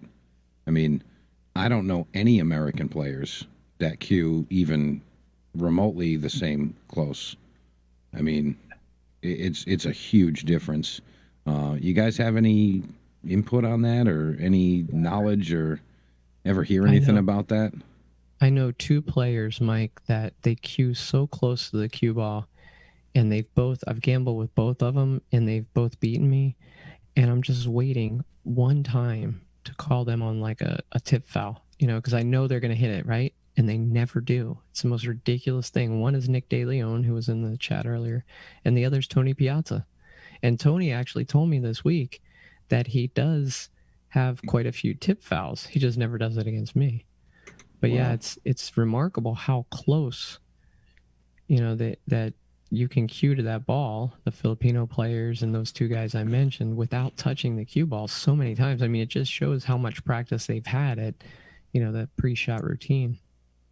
Yeah, I've got a theory on this as well, and well, not my particular theory, but I've heard it. A lot of players say a lot that when their timing is at its utmost best, that's when they're cueing closest to the cue ball. It's just when everything is in sync and coming together at the right time. That's when they're, and I think that's why Filipinos move the cue ball around the table with such ease. It seems like, I've said it before, that it's like an inbuilt sat nav in their head where they just know their way around the angles on a pool table, and there's no other nation that does it like them. So maybe it's not a coincidence also that, maybe it's the great timing that they all seem to have, the way they stroke the ball around so softly and sweetly and get so much action on the cue ball. They really do. I said it before, when the Filipinos are moving multiple rails, they're hitting the ball like half the speed that I typically would to go 3 rails, because they're using that spin so effectively. Yeah. I want to thank Robert Hosel for your donation. Thank you. Robert, you've been pretty consistent with supporting the free streaming, so I really appreciate you doing that. And Robert Yeah, Hosel, thank you. I was going to say, Mike, you've called his name every single night, I think. Yeah, and that's really awesome. Really is. You know, consistent support like that. I mean, if that group builds, there's no telling what we're capable of doing for you guys. I mean, we could really, really dress it up and put out some high quality stuff for you. And again, if you guys weren't on the ship the cash train here, but I want it to remain free forever. I never want to say, hey, it costs this much to watch this event or to watch this particular match or whatever. I always want it to be free, and of course, you guys know that it costs a lot to do things for free. So it goes right into that production. I've actually got I've got one of my upgrades that came in on Thursday, and that was purchased with donations from the Robinson and Olson match. I mean, I'm getting ready. Tomorrow, I'm going to be pulling apart the computer I'm using right here and making some upgrades, and the next stream's going to be a little bit better just from that. So, in off the 6. Oh. Billy seems to not be taking much time here. He seems to be rushing a little bit. He's just kind of getting down and firing. He could have made that ball off the 6 pretty easy. Or he could have played safe behind the 7, just rolled up on the back of the 7 there. I'm curious what the demographic in the room is like. Like, we're just kind of dictating the emotion here from our standpoint, but in that room, it might be totally not what we're thinking. And you know, I'm happy that Billy, if he is frustrated, he's got a guy like Skyler right next to him, being like, "Come on, man, don't exactly. Don't take it like that. Just relax. We're having fun." You know, he's going to say, "Hey, well, you know, a week from now we'll be on the beach sipping cocktails or something." He's going to give him one of those and get him into that positive spirit. Yeah.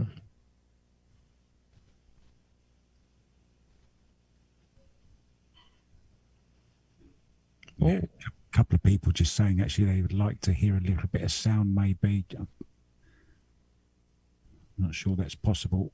Well, that's something that is definitely possible. Not at the current moment, and the reason being is if it's not done properly, you will beg us to turn it off. Believe me, it'll just sound like a bunch of crap noise coming through your devices that you're watching the stream on, and you're just not going to like it. It's not going to sound proper.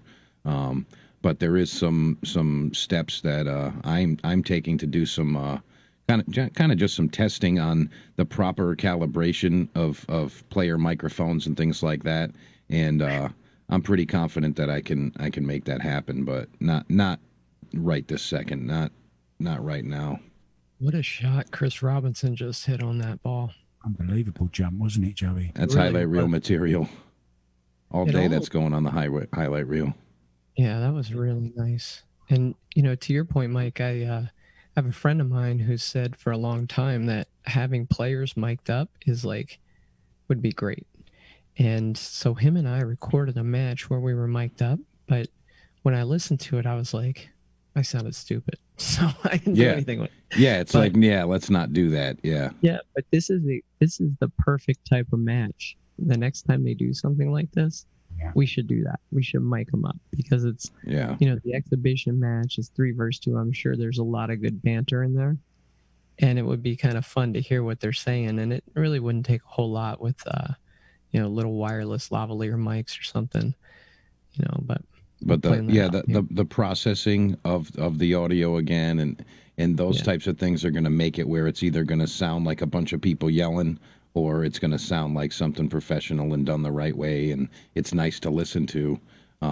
It would also be nice to associate each of the voices when they do speak to kind of have like a little icon that dictates, hey, this person is the one that's speaking right now, and that would be nice too.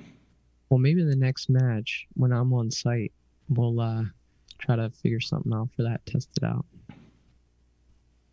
Quite interestingly, once when I was living and playing pool in Bangkok, I actually commentated and played at the same time, which was a whole lot of fun. And it was very well received as well. It was good fun. You miss the ball and say, that guy's an idiot. Yeah. What the hell is he doing? Myself out of it. He missed the pot in the left center. I'm giving myself the commentator's curse. Oh boy. Hey, I want to shout out this guy one more time. Mr. Where the Cash At. I call him Vic Paradise. He's doing a great job. Really nice to have another competent and motivated tournament director in the area. Vic, keep up the great work, and thank you for hosting the events. I get to play some pool thanks to this guy. If it weren't for him, I don't know. I don't really play in anything if it weren't for Vic right now. So thank you so much. Well, it's between Vic and also Bo Powers, who I mentioned from Amazing Billiards. Those are basically the two guys that host events that I'm playing in. And of course, the New England 9-Ball Series is going to be coming back around in April. Meanwhile, got a break from Sky. Team USA is struggling on the break right now. Hurry up, bet something. It's 18-14. Bet. Hurry up. I don't know if you guys saw Kelly's comment in there. Thank you, Kelly. We really appreciate it. Thank you, Kelly. Oh, that's nice. Look at this touch. Did he get behind the 5? Thanks, Kelly. I don't think so, but it was good. That was really creative. We're rock, but not much roll. You know, sometimes the way you put something, Mark, is just perfect. Really. Hey, Jim Prather, how you doing out there, brother? Glad to see you watching the match. Hope you and Sandy are doing well. I think they may have switched up the order here, guys, because Sky broke, Billy shot next, and now Chris is going to shoot. I thought earlier on Chris was leaving Billy. You guys remember? Billy was last before, wasn't he? Skylar. I thought it was Billy. Yeah, I thought Billy followed Chris, and now Skylar broke these balls and Billy shot that. Maybe it was one of those deals where Chris was in the bathroom and Billy was like, I'll shoot. Yeah. Thanks for sharing, Rich Moon. What a great name that is, Rich Moon.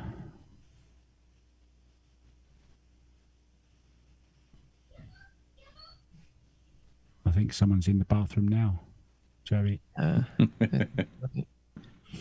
I think if you guys haven't joined us for one of the last 2 productions, this is the third of 3. Danny Olson played Chris Robinson last weekend in a match in Aurora, Colorado, and Ship the Cash brought you that. Along with myself, Mark was involved. We had Jeremy Jones call in, a number of people. It was a really awesome event. And then this week was Sky Woodward versus Roberto Gomez from Sioux Falls, actually T, South Dakota, and brought you that action. Ship the Cash again, Mike DeMarco. And then today is the 3 versus 2 matchup, race to 21.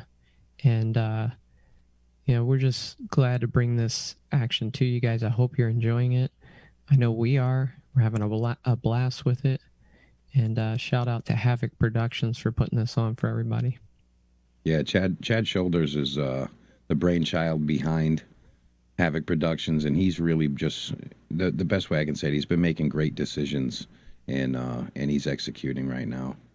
So I'm happy to be a part of the team here. I want to give away another one of those Molina mic patches right now, and I've got another unique way to do it. So get your thumbs ready to go out into the world and find that tidbit of information that I'm looking for and post it in the chat. First person that comments the correct answer will get one of those mailed to you. All right, so I'm going to say this kind of quick so you guys know what to do. This is regarding the Sierra Nevada 550 Max event that's going on right now at the Huddle in East Providence. So I want you to head on over to the Ship the Cash Facebook page, and there's a post that says Sierra Nevada 550 Max qualifier number 6. And I want you to look at the qualified players. Tell me who's player number 11 in the main event. Player number 11. It'll say main event players list. I want to know who's number 11. Who's the 11th player on that list? First person to put that in the chat, you got one. You come up with some absolute crackers. Well, here's the deal. I'm giving you something for free. You got to do something, right? You got to earn it. Got to earn it. And again, thank you to Melina Mike for those. Hey, wow, hit it right on the head. James Markham. James Markham got it. Fantastic. Oh, Anthony, just a little bit too late, unfortunately. Hey guys, don't look now, but Team USA is creeping back in this thing. What is it, 18-15? Yeah, they're creeping, but I don't know how long that creep's gonna last.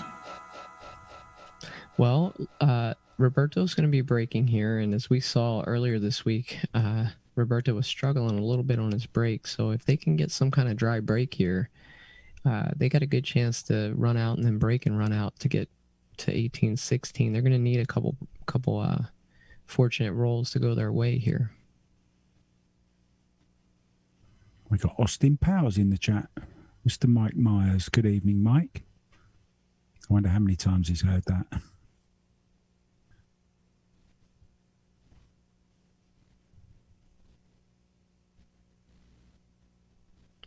See this break now from Roberto. All right, James Markham, if you could, please put that. Send me your mailing address. This is Mike. You send either me or Joey your mailing address, and we'll get that out to you right away.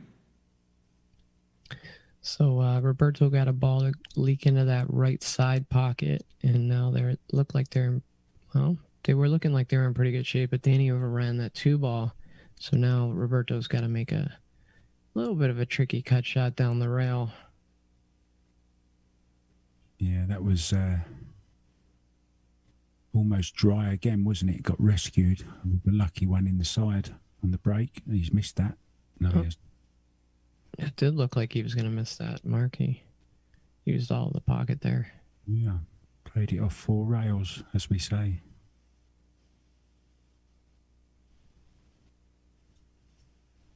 That and the Halloween Killer. I don't know that one, Mike. The movie.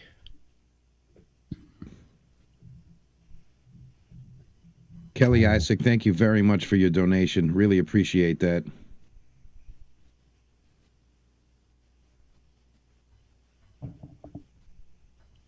That's Roberto's lady there, I believe, and good pool player in her own right. That's right, Kelly and I. Kelly, I don't know if you remember, we spoke on the phone a while back. Had a conference call with Roberto on there and a couple other folks in there. Sweet girl. We were getting a lot of the initial things put together with Roberto.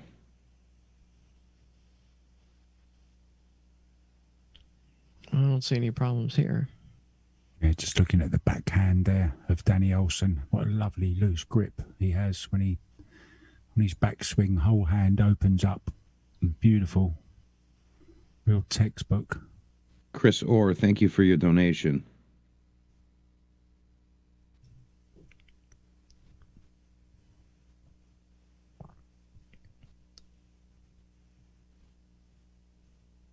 I don't like scary movies.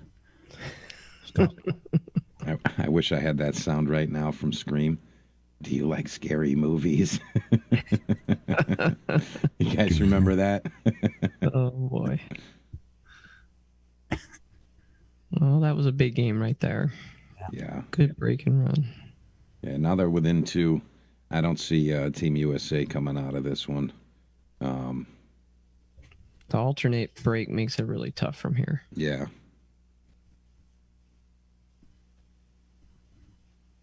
Like to see Chad just come out there and be like, all right, now it's just the 3 on to me and see if he can hold them off till the game's over.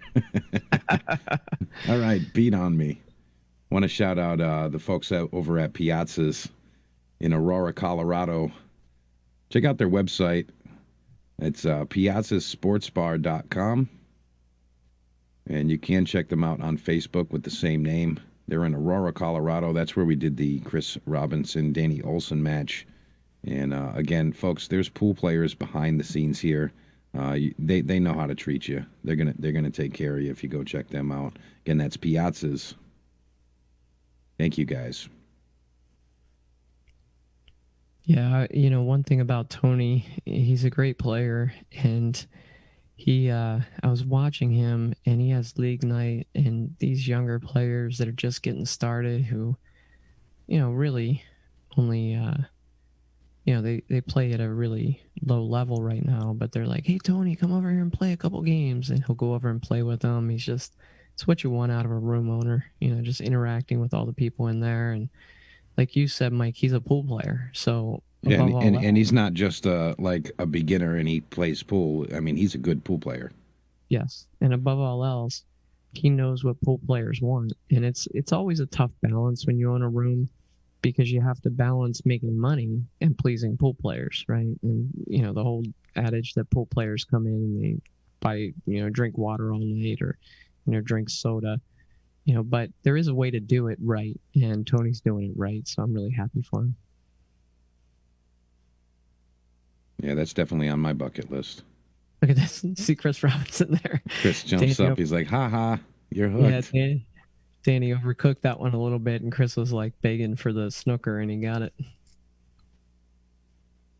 Although that seems a long while ago now, the Aurora, when you were there at Piazza's, you were ringside, weren't you, so to speak, there? Yeah, they have a beautiful rail where you're elevated up over the table. We were so jealous of you, Joey, and it's certainly on my bucket list, and I really want to meet Tony as well. It seems such a great guy, and Patrick, we had them on for a little chat, didn't we, Mike? And what a great experience, and I want to go there as well. It's my bucket list. Wow, you made it. Yes, he did. Great shot. I want to speak to our guy in the chat here, Scott James. He says, what's up, boys? Anything in New York scheduled anytime soon? I did mention this just a couple of days ago, but I am going to be taking a team of players over to New York. It's looking like late May, and we're going to kind of cause a commotion over there, but we will be live streaming that stuff, so I do know that that's coming. So keep your ears open and check out Ship to Cash. You see some of the posts there. All the info will come out of there. So after that beautiful kick shot by Roberto, Danny misses that ball on the side. Let's see what else we can do here. Sorry to interrupt. There's just a brilliant. There was a question: why is it 3 on one side and 2 on the other? And Kelly Isaac has put, because there are 5 players. It just tickled me. Oh, that's perfect. Well, obviously, because there's 5. Yeah, you couldn't exactly. have 2.5 versus 2.5 now, could you? 4 and 1. No. Oh dear. Scott James, again referring to the New York events. I'm looking to not stay stationary at just one room. There's a lot of rooms on the list. But we're going to try to go to between 3 and 5 of the rooms. Definitely would like to hit Steinway, Skyline, Amsterdam, New City, Rax. Maybe even get over to the Spot at some point. But I'll be there for a few weeks, so we're gonna get around. Jason just opened one there, hasn't he, Jason Shaw? Yep, he's in West Haven, Connecticut, and that's a nice room also. It's kind of in between myself and the New York rooms, so it's almost like a midpoint. So it's really nice. We can kind of connect in the middle there. But yeah, I got to play an event there a couple of weeks ago. You were in that. That Jason won that, didn't he? Is that the one that he won? Nope. That one I wasn't able to. Well, to be honest, that event that you're talking about, we were streaming that day. That was the final day of Robinson Olson. But he had an event a little while before. I want to say it was maybe 2 weeks before that or something like that. And I ran an event on a Saturday night and left here at, I don't know, maybe 12:30, a little after midnight, drove to Connecticut, got a hotel, woke up and played the tournament because that's what I do. You want to play pool, you got to earn it, right? It's a pool player's life right there, ladies and gentlemen. Yep. It's a good shot by Billy. Get him in line here. We got Amanda in now as well, Amanda Thorpe. When Roberto fouled, Sky jumped to the table, grabbed ball in hand, and was really anxious to start this run out. There's a lot of pride on the line here, and these guys really want to get back in this match. Yeah, let's hope they do.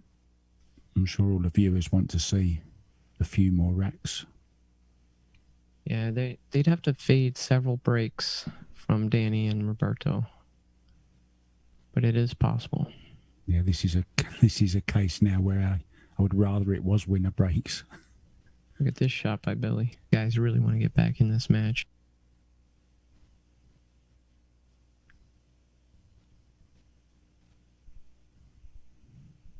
Press that button. Oh, boy. Rob James, Mike Joey, Arizona, please. Is that a request? I don't know. Rob's a good player out here in Arizona. He snuck up on me a time or two. All right, so Team USA up to 16 now. Let me ask you a question, guys. I'm just really interested in pool players, and I know you two are very good pool players. Just like to know if you have any superstitions when you play. Let's see. I mean, you mean like superstitions like, hey, if I wear 2 different color socks, I'll win the tournament or something like that? Or yeah, or you chalk your cues so many times every time, or you whatever. Carry something, you wear something. Yeah, I definitely have, I don't know if you'd call it OCD, but I have some things that definitely speak on exactly what you're saying there. But I don't know if it's like I have to do it. It's just I really, really want to do it because it helps me do things like, you know, if I haven't gotten a lot of time to practice on the table I'm about to play a match on and I'm racking the balls, I have a lucky ball. I like to lag with the 4 ball. That's a superstition, I guess. I like to lag with the 4. If I don't get it, I'm not going to cry about it, but I do like to lag with the 4. But a lot of times if I don't have time to practice and I'm racking the balls, I'll grab my lucky 4 ball and I'll kind of like bounce it on the bottom rail and kind of spin it a couple of times and just kind of get a lot of feedback and information from the table just to kind of connect somehow to the equipment without having to take shots. So sometimes you'll see me, if I'm on a stream or something, I'll like dribble a ball on the bottom rail. I don't do it every time, but sometimes I do that to kind of connect to the weight of the ball and that kind of thing. But aside from that, I don't really have like a superstition, I don't think. What about you, Joey? I do have a couple, and Billy just kicked that ball right in the side pocket. I don't know if you guys saw that. And this could be big here. This guy misses, but he missed good. Yeah, so I have 2, and one is when I'm playing 8-ball. When I rack the balls, I mix them up good, but I make sure that 2 balls of the same color are not touching. So like the 5 and the 13 can't touch. You know, like the 6 and the 14 can't touch. Oh, like the same color balls can't be next to each other. Exactly. The 1 and the 9 can't touch. And I don't rack the 1 as the head ball in 8-ball. Somebody told me this a while ago. I don't know if it's true or not, but they told me that because the 1 gets hit so many times that it tends to kind of either lose its shape a little bit or become a little bit smaller than the other balls. Yeah. And I don't know if that's true or not, but I don't rack the 1 in the head because of that. And so then, like, if I rack the 4 there, then I'm not going to rack the 12 in the second row. Does that make sense? Yeah. Yep. Totally got you. So that's the first thing. And then the second thing, when I really need my opponent to miss, say this is about 72%. Okay. I can't believe I'm telling you this. We might actually play each other one Oh day. boy, here we go. Write this I down, can- folks. I can only use this like 3 times in a match. Okay, so you can't go to the well too often. But I take my middle finger and I place the tip of that over my index fingernail. You can see it on our little Doing it now, yeah. I stick it over my index fingernail. And if you use that sparingly, only 3 times a match, your opponent will miss at least 2 of those 3 times. Oh boy. Oh boy. No, I mean, you can't do it when it's a hanger, but when he's got, Does it work from the this shot. commentator's box? Like this shot right here for Chris, if I were playing Chris, this might be a time when I'd utilize the tip of the middle finger over the nail of the index finger. And it's a good move. Wow, that is a superstition. That's a sort of a superstition sharking method, isn't it? Yeah, subtle. I don't. They don't know I'm doing it. Everyone's go going to back- be watching your fingers from now on. Mark, I could go back and tell some of these really good players that I've upset before that, hey, I got them with that technique, but they don't need the help. They already play so good. Tell us the best player it's worked against. The best player it's worked against. Let's see. Trying to think like the best upset I've ever had. I'm not really sure right now. Oh, what a bank from Billy. Jason Klatt, real good player out of Canada. I got him on that so good. He didn't even know. Did you tell him afterwards? No. He didn't want to talk afterwards. He wasn't too happy. It was at the Super Billiards Expo. Oh, And nice.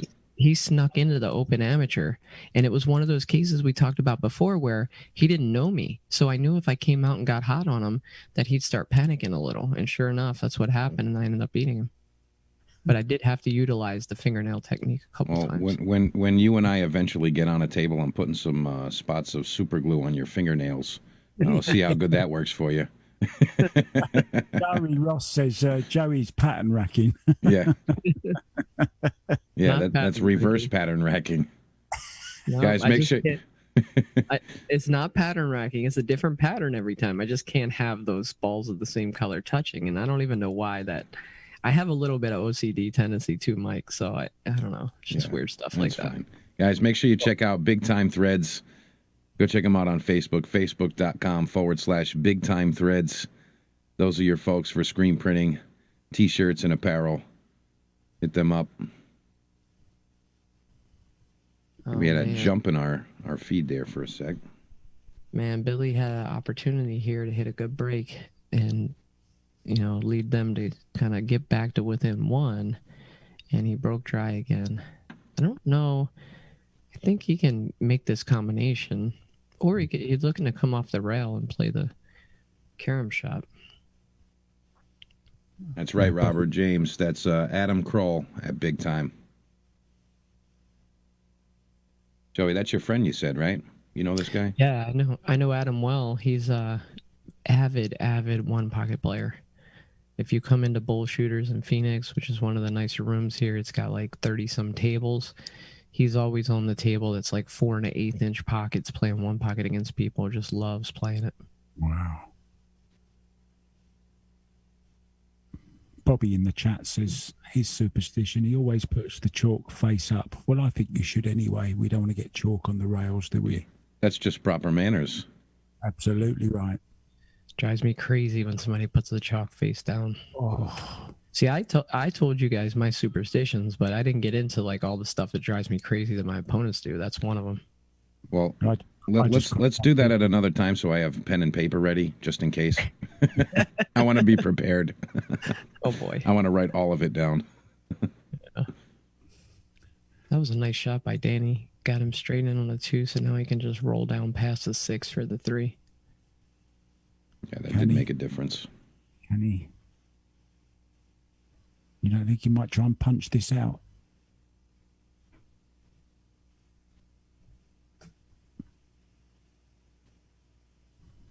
Yeah, he doesn't look like he likes it going forward. Oh, he played it in the side, off the 6. Wow. Well, here we go. I wonder what he was calling. He pointed to the middle. I thought he was gesticulating where he wanted the cue ball to go. So come on, boys. I'm assuming he can make this. Yeah. I think he can throw this in, spin it a little bit. Yeah. And Sky instructing him 2 rails behind the 3 for the same pocket. We could. Somebody went a little far. Now, if they're really trying to win here, I think Sky puts him behind a 7. Sky just gave him a look and nodded his head. That was funny. But yeah, somebody commented about Danny's height, and yeah, Danny is tall, a lot taller than I thought he was. I've seen him at, in big arenas like out in Vegas and playing other people, and I didn't realize how tall he was until I saw him in person. Well, that answers your question. Yep. Joe, he is serious about winning this, and we could get our wish, guys. This could be going all the way. So was it Billy that broke this one? Yeah. Yeah, so Billy broke this one. So if US gets this one and steals the next one, then they break and run. They're on the hill. That would be crazy. Oh, they got ball in hand here. Hold your tickets. Might be coming down to the wire. Finally a close one. Yeah. Back it in jacket. And bet 1,000. No. Back it, jacket, and bet 1,000. Yeah. Good shot by Billy there, leaving a nice angle for Chris to work the cue ball. 2 or 3 rails to get down for the 6. Rich Farrell in the chat making a good point about placing the chalk face down. He says there's a reason there's paper on 5 sides of the chalk. And the reason is to place it on one of those paper sides, not on the chalk side. Right. Chris was a little upset at this one, but I think he's going to be okay. Guys, if you didn't catch the Sky Woodward Roberto Gomez match and see the level of play that Sky Woodward came with, get on the Havoc Productions page and rewatch that match. I meant to say Havoc, Ship the Cash. Mike DeMarco's the one that streamed it, but check out that match because it was just so fun to watch. I don't know about you guys, but after that match, I couldn't even get to sleep. I was just so giddy about the way the level of play that we saw in that match. Wow, 3 guys at the table dictating, do it this way, do it that way. Chris, you leave me over here and I'll kill you. I'll tell you something, Mike. If that now is not incentive for you to get working on that mic idea, on the player mic. Yeah, I mean, it could be done tomorrow, but I don't think it would be done proper. It's got to be done in a really delicate way so that it sounds the right way. I'm a really big fan of just making sure it comes out professionally, and we could just throw mics on them and you hear a bunch of stuff and you hear glasses dropping and plates in the kitchen and whatever else, and I don't think people want to hear that stuff on top of it. I know you want to do it properly, and that's what I mean. Yeah. Do it. Yeah, I'm definitely going to be working towards that. We've been talking about that actually the last couple of weeks locally over here. We're going to do something really cool around Halloween, so guys, keep your eyes open for this. We're going to do some costume character style matches where you'll see folks from the big screen, whether it be wrestling characters like like the Undertaker versus Scorpion from Mortal Kombat, things like that, and that's going to be a really cool looking thing to see. But they're going to be great players, and they're going to play as their their costume, whatever it is. But those will have the players mic'd up and all that. That's what we were working towards, to just kind of try it out in a fun way. But we've been talking about that the last couple of weeks to try to test it out. Yeah, I think it's important to note too that with this setup here, it's been 3 different matches, 3 different cities, commentators in different cities, streamer in a different city. There's a lot that goes to this that I learned by being a part of this that I didn't realize until I was a part of it. And, there's a lot of complexity to it. And I think what Mike's trying to say is, sure, we could have a mic thrown up at the venue, but it could turn out to be a real negative, and so before that's tested, he's not going to take a chance with that. And that's what you get with Ship the Cash and Mike DeMarco. Just, I've been so impressed with his attention to detail through these 3 matches, and, bringing you guys the best we can without compromising or taking chances that could result in something negative for you guys. We want you guys to catch all the action. Danny just got that 1-baller kick in there too. So I saw someone mention with no music in the background. Well, if you guys saw any of the virtual stuff, we had all kinds of stuff, and I'm going to take it back for you guys, and we'll throw a little something in there for you. Tell me what you think of this.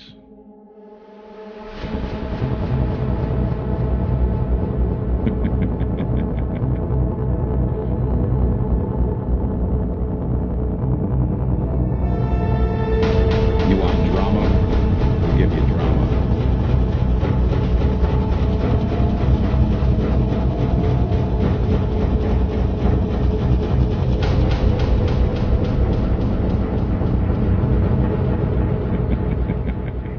Hope you guys enjoyed that. Fans here are getting a little vocal there. You got the Havoc fans, the US fans. You can tell it's a tight match and coming down to the wire here, but looks like Roberto and Danny are in good shape on this rack to get onto the hill. It's almost like being at Moscone, isn't it? This is watching the USA in the chat. Yeah, through the I'm speaking of the guys in the chat here. Yeah, through all of the virtual events, I had all kinds of like epic trailer music and motivational stuff in the background, and it made it what it was. And I didn't want to kind of blend that with the vibe that we have here, and I think that it's a different type of thing too, but Scott James says he likes it. He says that was awesome. You got to do the Michael Myers theme. The 7-ball is missable here. Did you play the Austin Powers music? No. I put on some of the tracks I own the rights to, and I just got some epic music to put on there. I put on some trailer music, and it's nice when you see the players walking around the table with that stuff going on. It makes it like, oh man, this is serious. Yeah, Eric, that's definitely a consideration with the music at the venue. So we had some plans for that at Aurora to mitigate that, and it worked out really nice. We never got shut off one time. Got to be careful of that, though. Just got serious on the table, Joey. Gonna go hill. All right. U.S. needs a little luck from here, I think. Yeah, definitely. I got to hand it to them, though. They were down quite a bit and tore right back, and they were within 1 game. So that's notable right there.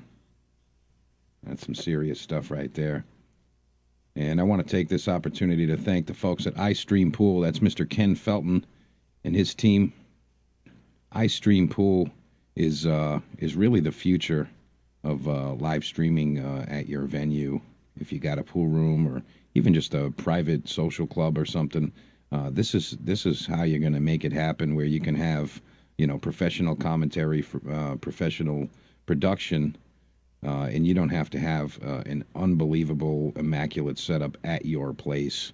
You need one of iStream Pool's proprietary devices that they build, and we can make that happen for you. Multiple camera feeds on the same table or on different tables, all speaking in real time with that nice high-quality picture. And again, folks, today this venue was not able to get their service upgraded in time to be able to utilize some of those devices. So we're looking forward to more use of the iStream Pool camera devices. Those things are great. So that was a good break by Sky. Got him as 5. Good shot by Chris. Was a good shot. Judged it to perfection. Yeah. So 20. If USA gets out here, 20-19 puts a heck of a lot of pressure on Team Havoc for the next game. Yeah, it's Havoc to break next, isn't it? Yeah. I wonder. And I think Right. Roberto pocketed the 10 ball, so I think it would be Danny's break. Good speed there.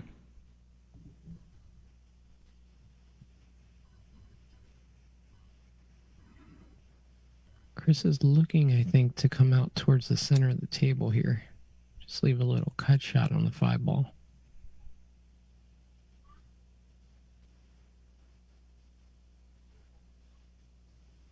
There's a nice message there from Rob James. Maybe you want to deal with that one, Mike? Say again, Mark? There's a nice message in the chat that maybe I thought you might like to handle. It's sort of up your street, or Joey, from Rob James. Oh, yes, I'm seeing that. He's got a player wheelchair challenge. Okay. Yeah, Rob plays in a wheelchair, and he plays really well. Wow. Yeah, that would be something. That would be something to see. Yeah. He's not the only player I've seen play really well in a wheelchair. There's been a few people, and you know, it's really impressive when you see it. Yeah, I have at least 3 friends on Facebook who are wheelchair players, and they are very, very good. Great shot by Chris Robinson. Yeah, he really needed to pass that 10 ball.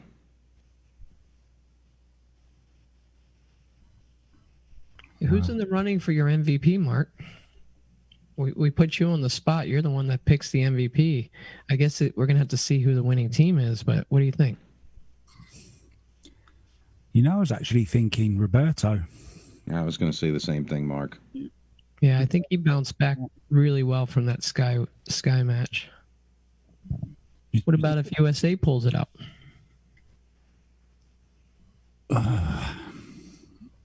I don't know. I couldn't pick one of those 3, to be honest. I really couldn't. I'd struggle. I think I would. I think I'd give it to Chris just for the way he's been treated by his 2 teammates.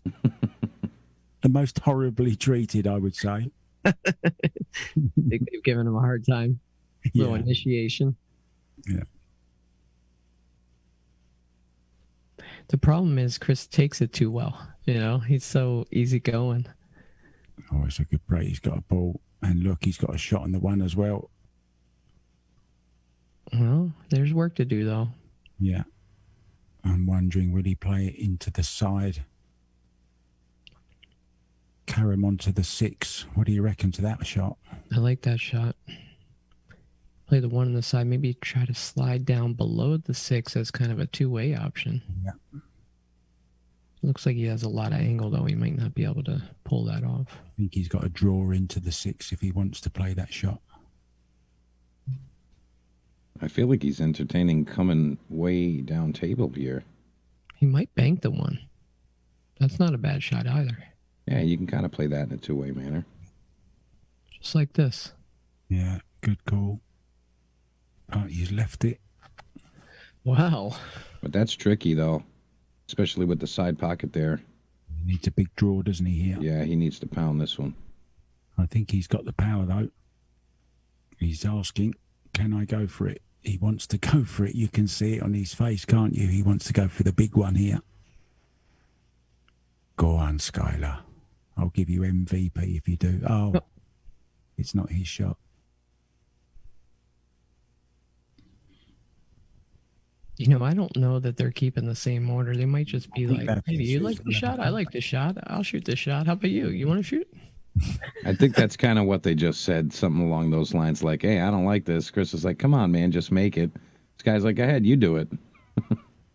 Chris is like, you're Skylar Woodward. Come on. This has got Skylar written all over it, this shot.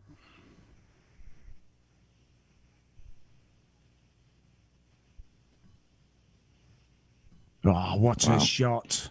If Get they, there. if Get they, there. The big Get putt. there. wow, Brilliant. Ladies and gentlemen, Sky Woodward. wow. What I'll a tell you, shot if- with if- everything on the line. If I'll say they it. come back and make this happen and they win, Oh, Billy it's all from that shot. Oh, dear. Look. No. I was just going to say, If they win this, you're looking at 2018, 2019 Mosconi MVP, and add to that list the 3x2 that we saw tonight. I'd have given it to Skylar. I think that's the 4-ball in the center of the table, right? Yes. Yep. So, is he on the wrong side of it? 5 is a little bit. He's on the wrong side of it. I think he's got enough where he could maybe draw under the opposite side pocket and Keep just in kind of mind, twist it down. They're not playing early 10s here. So, like Roberto was pointing to the 5 carom shot on the 10, but they'd have to spot that back up and keep shooting. Let's see what happens. Well, you're not liking the 5-7 combo. Oh, he's tried to move it, is he? Oh. Yeah, he can still play the carom here. He's just got to mind the 5-ball. Make sure he leaves him the shot straight up to the corner. Yeah, good call, Mike. He used to play it with enough pace, doesn't he? Yeah. I don't think he likes where the 10-ball is. It might be too close to the rail. He's not confident with it. No. Oh, he can make the 5-ball. How's the speed? Okay. Pretty much perfect. Yeah, just stunned between the 9 and the 8. Money. Bring me Hill. I'm not rooting against you. I just want Hill. I think you need one of those little line drawing programs as well, Mike, where you can put cue balls on the table and show how to get out of hooks and stuff like that. I'll tell you, the way that these guys do it, I'm just thrilled watching. You know, they do make a lot of this stuff look effortless, and to be consistent with it over and over and over again is the key.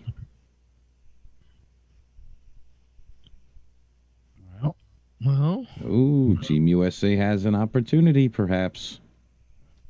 A little sharper than he wanted, but I expect Danny to make this ball. Yeah. I don't even have my finger on the fingernail yet. Watch out for the glue.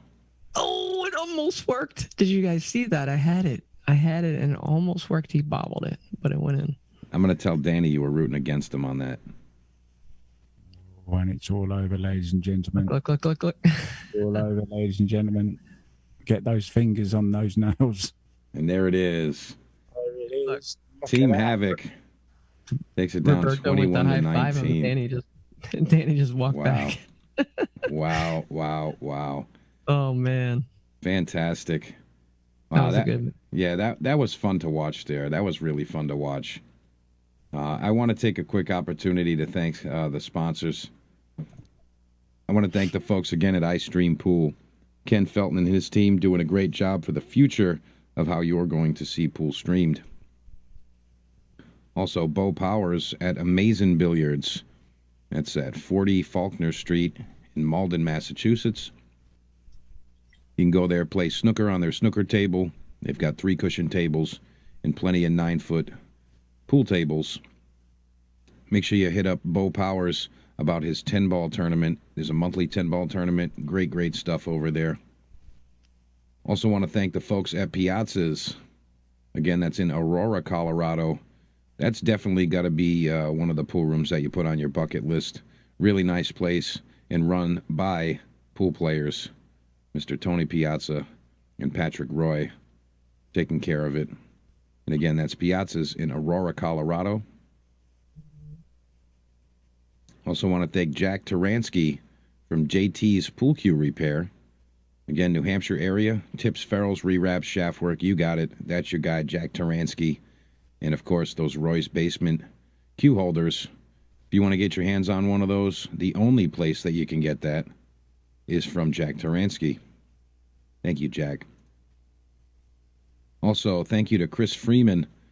He's doing a lot of great work in the Northeast as far as pool is concerned, working with the youth, putting on tournaments, live streams. He hosts the Friday night fights. And I'm telling you, this guy books out like months in advance because the list is so long for the players that want to get involved there. So thank you very much, Chris Freeman. Keep up the good work. All right, it looks like we are going to be joined by some of our special guests here, our players. And it looks like we're going to have maybe Sky Woodward is going to be with us first. Now, let's see. Sky, can you hear us? You're on mute. Yeah. I can hear you. Hey, Sky, how you doing, brother? Well, it was good until we lost. I'm just kidding. Nah, I'm good, man. I'm good still. It's all good. So you guys having a good time out there? We were curious if things were getting a little bit real and, guys getting frustrated if they're missing or something. You guys were losing by quite a bit, but you made a comeback. Did it, get a little more serious halfway there? Oh, I mean, kind of. We was kind of like, all right, boys, we need better deal with it. We're getting close. We can win, but I mean, yeah, the missing part. Yeah, I don't think anybody was frustrated or anything. It's just we all miss sometimes, and we struggle. And sometimes we're at our top, but we all made mistakes in that match for sure. Every one of us, and it happens. But, no, it was fun no matter what. It's a good match. Yeah, we definitely enjoyed watching. I believe Joey Ryan has a couple of questions for you, Sky. Hey, Sky, that the last time you got to the table and you stroked that ball in, it looked like you and Chris Robinson were doing a tag team, like you take it, no, I'll take it. What was that conversation about? Oh man, no, it was like they didn't move, they didn't want to shoot. I was like, well, I'll shoot it. And then Chris is like, oh, I'll spear it in, I'll gin it if I shoot it. I said, well, if you're gonna gin it, then you shoot it. And he said, then he got up there, he said, oh, I thought it was a different angle. I was like, well, if you don't want to shoot it, then I'll shoot it. So he moved out of the way, and I shot it. But, man, I didn't think I could get the cue ball all the way back like that. I got it way down there because I was almost straight. I mean, I had just a small angle. I thought I might get it to middle table, and they was going Billy, I guess, shot next. I thought Billy was going to cut the two in. But now I got it way down there. I couldn't believe I got it that far, but, it just feels good to be able to stroke them balls in again from not playing, and now just I feel good back at the table. So it was nice to just be able to have a little confidence to even shoot that ball. Yeah, I mean, you stroked that ball right in, and it kind of reminded us of the other night in your match against Roberto, where you were just firing balls in all over the place. So congratulations on your play. Do you think that the three-person team, it was a little slow getting started, but you guys kind of came roaring back at the end? I mean, if we go to 25 here, you think you guys are going to get to the finish line? I think so. I think we would have won if it was 25. So we were winning more games definitely at the end than they were. But it's tough. It's tough, man. It is definitely tougher playing Scotch triples than Scotch doubles. It's definitely tough. It's like Chris asked a couple times, where do I go here? I'm like, hey man, it's not my shot next to Billy's. You better ask Billy, not me. It's different. It's tough. It's tough to play Scotch triples for sure. Yeah. For sure. But I don't know. It's tough for sure. So Sky, I had a question for you. I have two questions for you. One is, if there was significant cash on this match, do you think the result would have been different? If it was like, it's hard, if it was $2,000 a man and you played the same format, do you think that the result would be different, or you guys would play different shots, made different decisions, or do you think it would have played out about the same? It's hard to say. It'd be tough either way. I honestly don't think we would have got up there and played triples against doubles for like that amount of cash. Yeah. But I don't know if it would have changed anything. It's tough, man. Like I was just saying, it's so tough playing Scotch triples compared to doubles. But it's a lot of fun. It's a lot of fun because